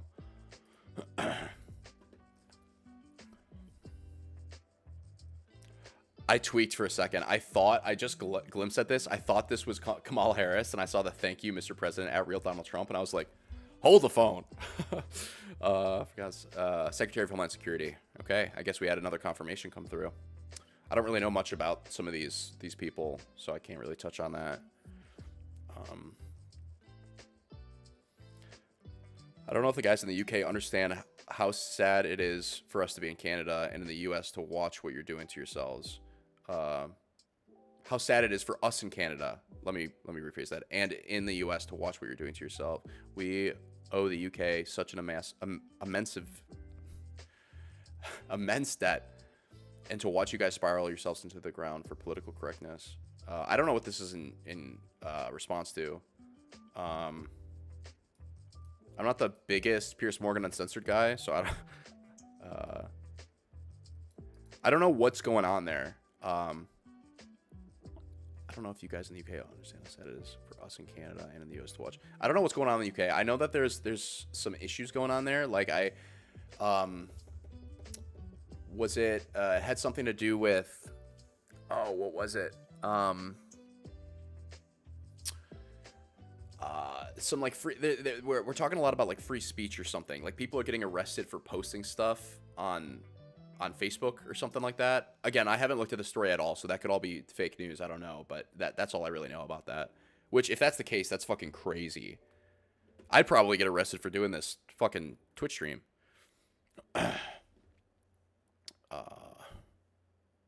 Excuse me? Operation 1776? That sounds terrifying. The UK is broken. British people go to Lithuania for medical treatment. Damn. I see, and I thought the UK had a better system. I used to watch like YouTube videos of like Americans would go to the UK and they would like ask people like, how much do you think an ambulance ride is in the United States? And they'd be like, that costs money. Like, yeah, it costs a shit ton of money. like $3,000 for an ambulance ride. It's so broken. Officers arrest him. He's sharing his opinion. Yeah. No. Luckily, got that door locked behind me, so we should be good. Fingers crossed. Who are these snitches that would try to arrest someone for words and thoughts? Yeah. Let me fact check myself on this, because I want to make sure I'm not just talking out my ass. UK arrest people for social media posts. BBC. They were arrested for posting during the riots. Will it change anything? K26, Parlor 28 have been sentenced to 38 months and 20 months in prison, respectively, for stirring up racial hatred online during the summer riots. Charges in the aftermath of the disorder felt like a significant moment in which people had to face real-life consequences for what they said and did online. Hate speech is bad. You shouldn't stir up hatred, especially like racially targeted hatred. But the American in me says it shouldn't be illegal. It should only be illegal if you're calling for violence.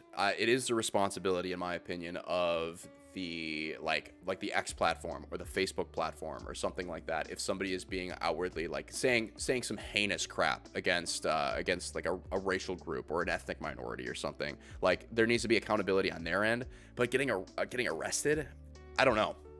What do you guys think? You do stuff in AWS? Yeah, so you're looking at something on my my bookmarks bar? I don't think I have anything in there. Unless you recognize something. I don't know. Yes, I do stuff in AWS for work. Cloud products. I hate that I'm starting to notice things like GitHub. Oh, did you see that as well? Do I have this up here? I don't even know what I have. Yeah, GitHub.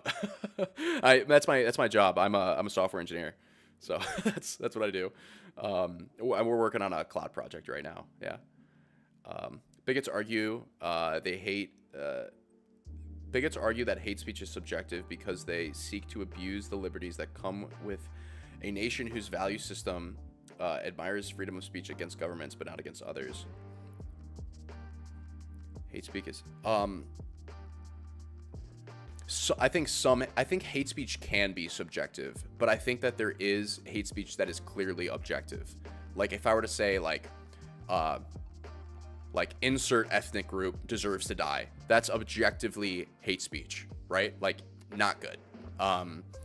Now there is some stuff that I think can be more subjective, and that's why I think in America, at least, with the whole huge emphasis on freedom of speech, that's why so many Americans get so they're so adamant against no restrictions. Yeah. GitHub is owned by Microsoft. Act accordingly. Yeah, it is. I think it's probably their best product, if you ask me. I can't get away from this shit. Yeah, sorry. Yeah. That's why I said I can work a lot remotely and shit, because I got a whole box full of shit in my closet of just stuff I got to work on, unfortunately. Don't reveal information online anymore. Find alternate ways to communicate sensitive topics because of censoring. Yeah, you know, it's funny you say that. One example I can think of is this library. Some people made a Minecraft server called the Uncensored Library, and it's an open server for anybody in the world to join, and it's literally it's like a Library of Congress. There are books written in there in Minecraft of the news and shit that's banned. It's really, really cool. Such a fucking cool application of video games. In many countries, websites, social media, and blogs are controlled by oppressive leaders. Young people in particular are forced to grow up in systems where their opinion is heavily manipulated by governmental disinformation campaigns. But even where almost all media is blocked or controlled, the world's most successful computer game is still accessible. Reporters Without Borders, RSF, uses this loophole to bypass internet censorship. Literally just getting your news from Minecraft. It's such a cool project. It's also beautiful, given that. Sharing information is great, absolutely.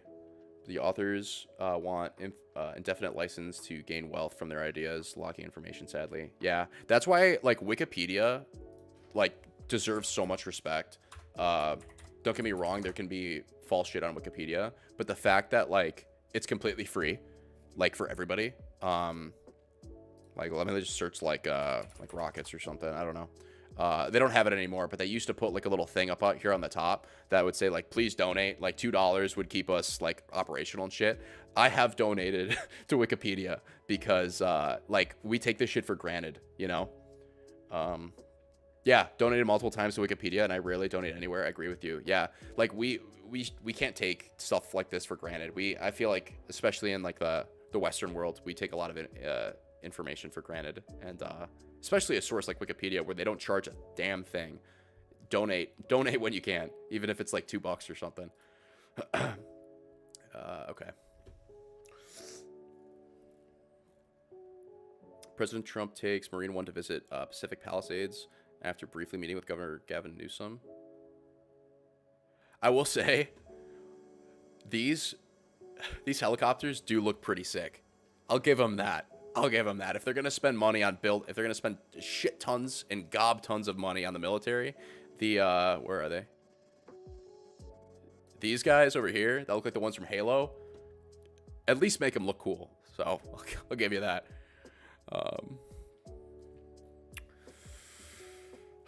RFK content, you know it's got to be good. Jesus.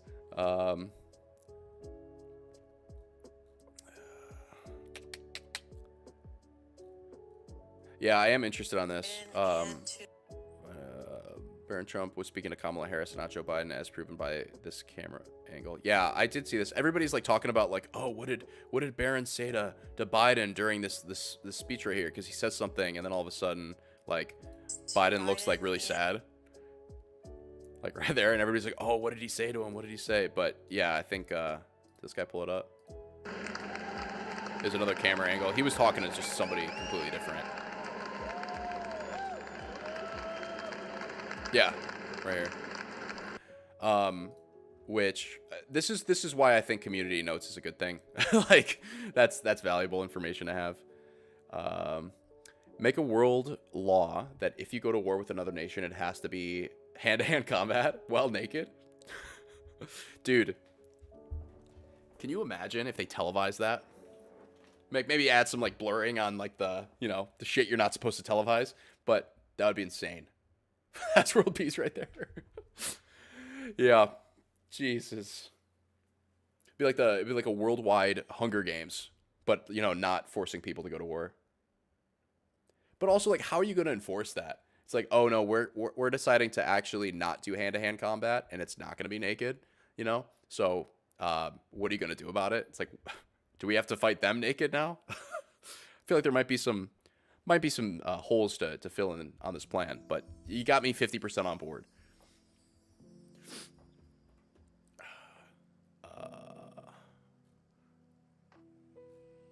Does this guy fall in? Tell me he falls in.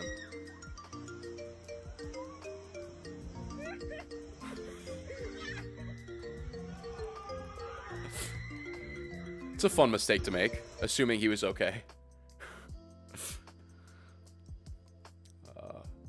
Dude, some more eye bleach. Come on now. Look at this guy, man.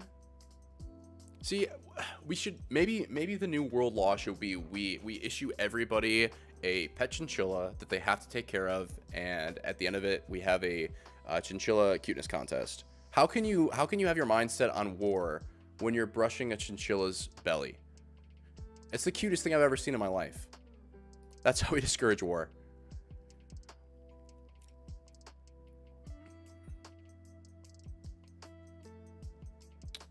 Yeah, this is crazy. I've seen a lot of people do like this, like they'll ask Grok a question with a single word and it spits out something crazy. Like somebody asked it, like in one word, is Elon Musk a good person? And Grok said no.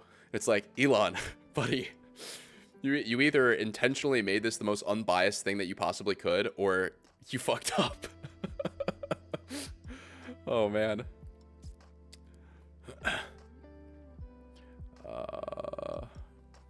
Mel Gibson, what's going on with him? Out of 100,000. Oh, this is a spam account.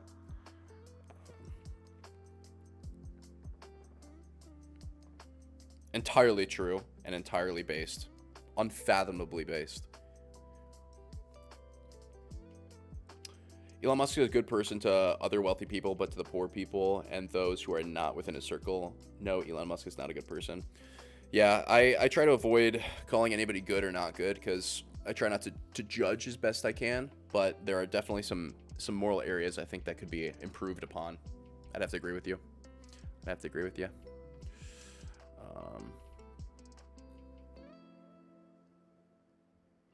Oh, yes, we know this. We know this. Trump weighs rejoining World Health Organization just days after signing executive order to withdraw. What? He's really... Yeah, because I read this. He just withdrew us from the World Health Organization on day one, and now he's talking about putting us back? Think of that. China's paying $39 million to have 1.4 billion people. We pay $500 million. We have... Nobody knows what the hell we have. Does anyone know? We have so many people pouring in. We have no idea. We go up, but we're going down a little bit now. You don't mind that, do you? Gonna take some bad ones out. I withdrew 4 years ago, but Biden immediately went back for even more money. I mean, he went back. Skip ahead a little bit. Because it became so popular, I didn't know if it would be well received even at 39.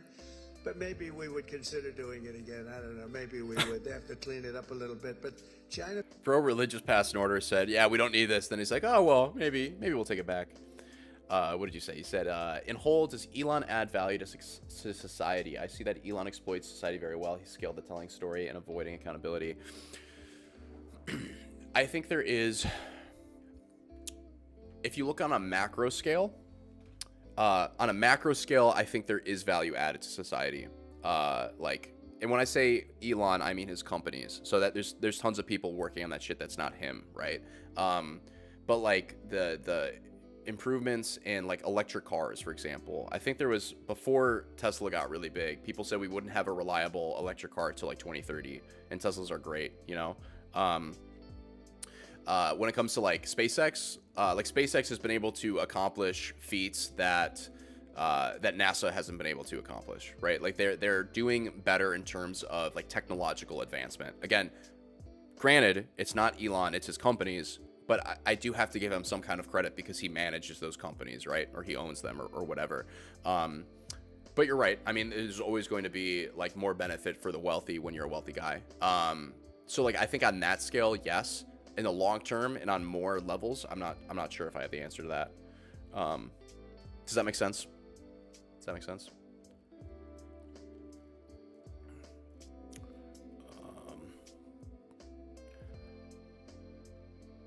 What? Is this real? Because yeah, Joe Biden's like what? He was our first Catholic president or something like that, and he's banned from communion. I didn't realize the church could do that. I'm gonna consider this misinformation. I don't think that this is accurate. I don't think you can do that. Let's see. Credit for managing his company. I've worked corporate jobs. Promise, it's not the leadership, it's the people. You're right. I mean, I work a corporate job as well. And the leadership, from my perspective, does nothing. I mean, of course, there's like money management and shit. Like the example that comes to mind for me, for example, I said example a lot, but he talks about there's a time when both Tesla and SpaceX were at like the verge of bankruptcy. And he had to decide whether to put all of the money into one company and one of them would surely die, or to split the money between the two companies and one would live maybe, or they both might live or they both might die. And he had to like, you know, obviously he ended up splitting the money and they both thrived, you know. So like there's other like less important technological shit that has to go behind managing the companies. I'm not trying to give him more credit or anything. I'm just saying that there's some level of responsibility that he holds over them. Like if he wanted to shut it down tomorrow, he could, right? But he keeps it open. I was just about to say that the one thing Elon is good at is surrounding himself with brilliant people since his PayPal days. Yeah, I will say the credit that I will give Elon, if we look away from all of the like the money shit and the political shit, I think when it comes to like the sci-fi stuff, like the rockets and the cars, I think he's actually just a geek about it. Like I think he's actually just really excited and he wants to like build something cool and like look forward to the future and like make today look more like the future. And I think that's a good trait to have. I mean, we need people who are like who are encouraged to do cool shit, and I think that that's an admirable attribute. There are many attributes of his that are not admirable, but I'll give him that, at least in my opinion.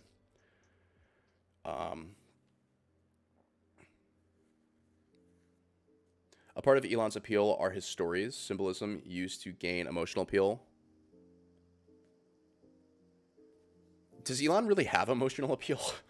I mean, he's sort of robotic. Yeah, I think Brax, you make a good point. Like, he's not dumb. Don't get me wrong. Like, let me pull him up. Wikipedia. He like studied energy physics or something, and obviously his big whole thing was he made X.com, which was, this was before, I'm thinking of yes, X.com before Twitter became X. It was like to help banks or something transfer money, and he did something for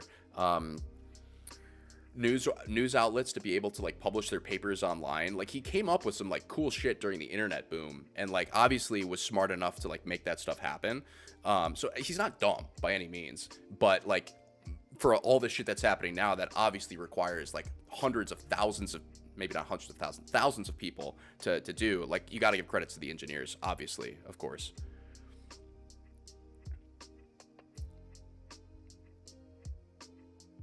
I'll give you that, Gonzo. Using emotion to tell a story, that he sacrificed sleep, that he studied for years. He has mentioned that a lot, and he does kind of give himself a pity boy sob story where he's like, I don't recommend anybody lives like I do. He's like, I work nonstop, I do all this stuff. Yeah, I'll give you that. I'll give you that.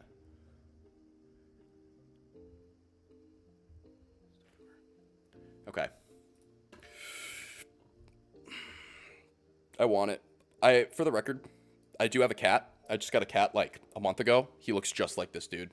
I love him. He's awesome. I want to buy this Lego kit.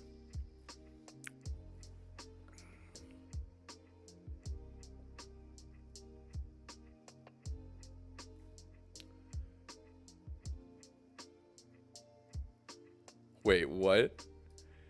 They physically removed LA Mayor Bass's microphone after a tense back and forth with President Trump. One by one, they will understand that America is done with the democratic bullshit in this country. They're done with the destructive policies. They're done with the destructive politicians. Thank you. Okay, so clearly big Trump supporter here. They moved her microphone away during a heated discourse. Let's see if that was warranted. I'm going to say it probably wasn't. You know, it's never good when people try to take your voice away. That's my opinion across all political platforms. It's a long time. To be safe. They're safe. They're safe. You know what? They're not safe. They're not safe now. You have a... Yeah, that wasn't a good look. That wasn't a good look. I don't have the context from before this, but you can't do that. You can't take people's microphones away. I have zero sympathy for Muscle whining about no sleep and working. Yeah. I mean, he chose it. He chose it. Like, he didn't have to do any of the shit that he's doing. So I'm with you. Yeah, I totally agree. You can't do this. Shit starts getting heated and you pull the microphone away. This is exactly like what Trump would complain about if they like muted his microphone during a debate. Yeah. Granted, this wasn't Trump that pulled it away. I don't think that he told this guy to do it. It was probably a member of his cabinet. But yeah, you're right. Let's see, what time is it? 5 p.m. local. Let's see. I'm already going over my time that I was going to spend today. And we're starting to get to some loops here. I did see this. Trump and... Oh, this is AI. There was you missed it, but there's a clip further up the feed where it showed Gavin Newsom's hand after they shook, and there was like an imprint of Trump's hand on there. And it looked like he must have squeezed super tight, so somebody already got on the AI game. I think this shit is funny nonetheless, but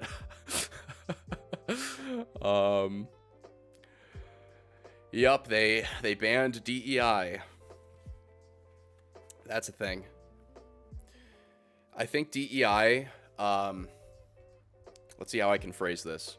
I think the reason that we came to have it was of good intention. I think that it ultimately wasn't the best way to go about trying to solve the problem. That's what I think. I don't know how beneficial DEI really was. That's exactly my point. That's exactly my point, Brax. Because it's like you want to you want to make sure that you're not like discriminating against against people just because of like the color of their skin or whatever, but also like enforcing certain like mandates or like saying you need to hire X amount of this people. Like I think that's not the best way to go about it. I don't know what the best way is. I don't have an alternative. I'd have to think about it, but yeah, I think there's probably a better way they can approach that. People have too much time to be able to do stuff like this. This is gonna be horrible, right? And she's gonna start laughing. Yeah. Oh my god. Yeah. I spend too much time on the internet, guys. I can predict this shit before it happens. Holy crap. This dolphin has a an 8-pack. No, a 16-pack. I feel like I'm being interviewed. I feel like I'm interviewed harder since DEI thing because a lot of uncapable people were placed in positions they shouldn't have been in. Yeah, I can see that. I haven't been through a lot of interviews recently. I'm actually, for some context, since you guys actually don't know me, I graduated from college in December of 2023. So I just passed my first year working. And so I only really had like the interviews for my first job, and I haven't had to deal with a lot of that stuff since. I was very fortunate to get a job after college. I thought I was gonna have to look a lot longer, but I got very lucky. And my company's very small, so like there's not a lot of like managerial bureaucracy and that kind of stuff. But I feel for you. I feel for you. I think the DEI stuff, I don't think it's banned in the private sector yet. I could be wrong. I think he just did a federal thing.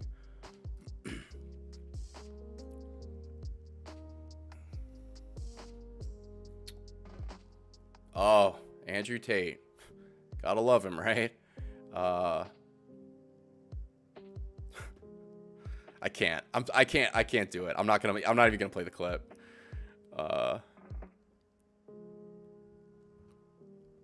Holy shit.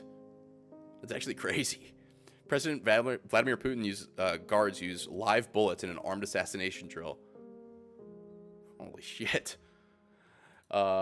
Tate is weak. Oh, 100%. I think what happened with Tate is some girl dumped him, and then rather than just like working out a little bit and getting over it, he decided to go on a personal like just vendetta, and that became who he was. I think that's entirely what happened.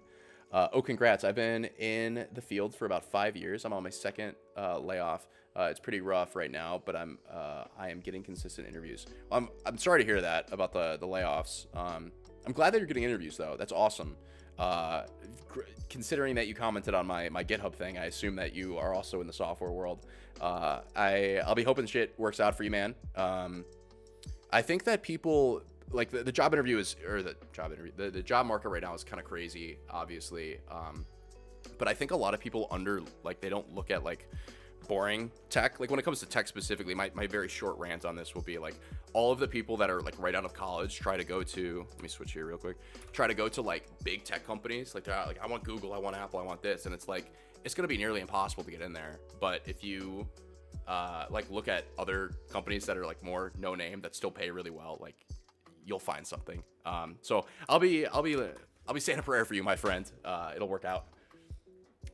Crying while doing push-ups in Romanian prison. Yeah, he cried his little ass off. Yeah, Tate's a character. He's a character. Let's face the wrong direction. I don't know what that is. Some conspiracy shit.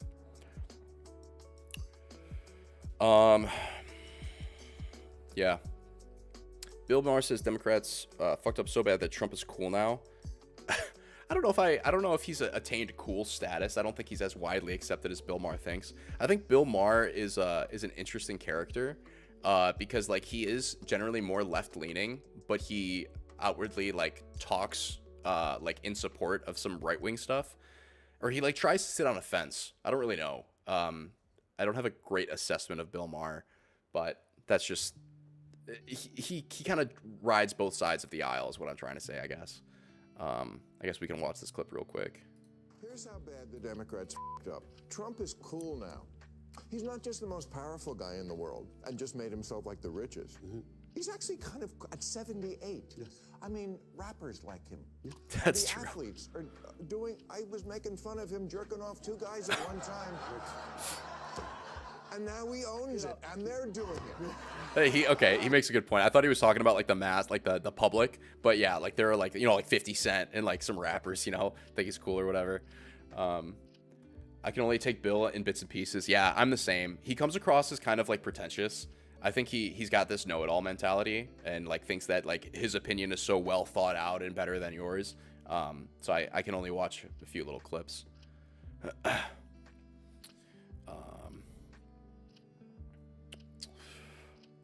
Well, boys, we're reaching the end of the X feed here, and so I am running over the amount of time that I said I was gonna have on the stream. Oops, my apologies. Let me fix this. Give me just a moment. As you can see, we have some technical issues here. There we go. So I'll probably wrap the stream up, but yes, later. Yeah, I appreciate you guys jumping in and chatting. It's been good. My last stream had no viewers, so it's good to have you. You definitely made it a lot more interesting. I'm gonna be streaming pretty regularly, so thank you, man. I appreciate it. Yeah, if you guys want to jump in again at any point, I'll be streaming pretty much every day. I put the schedule on my channel. I stream on YouTube and on Twitch, and then I'll also post clips on YouTube of just the highlights and shit like that. So feel free to check it out. YouTube is the same as my Twitch name, so check it out. And I appreciate you guys coming in. So have a great night, and we'll see you next time.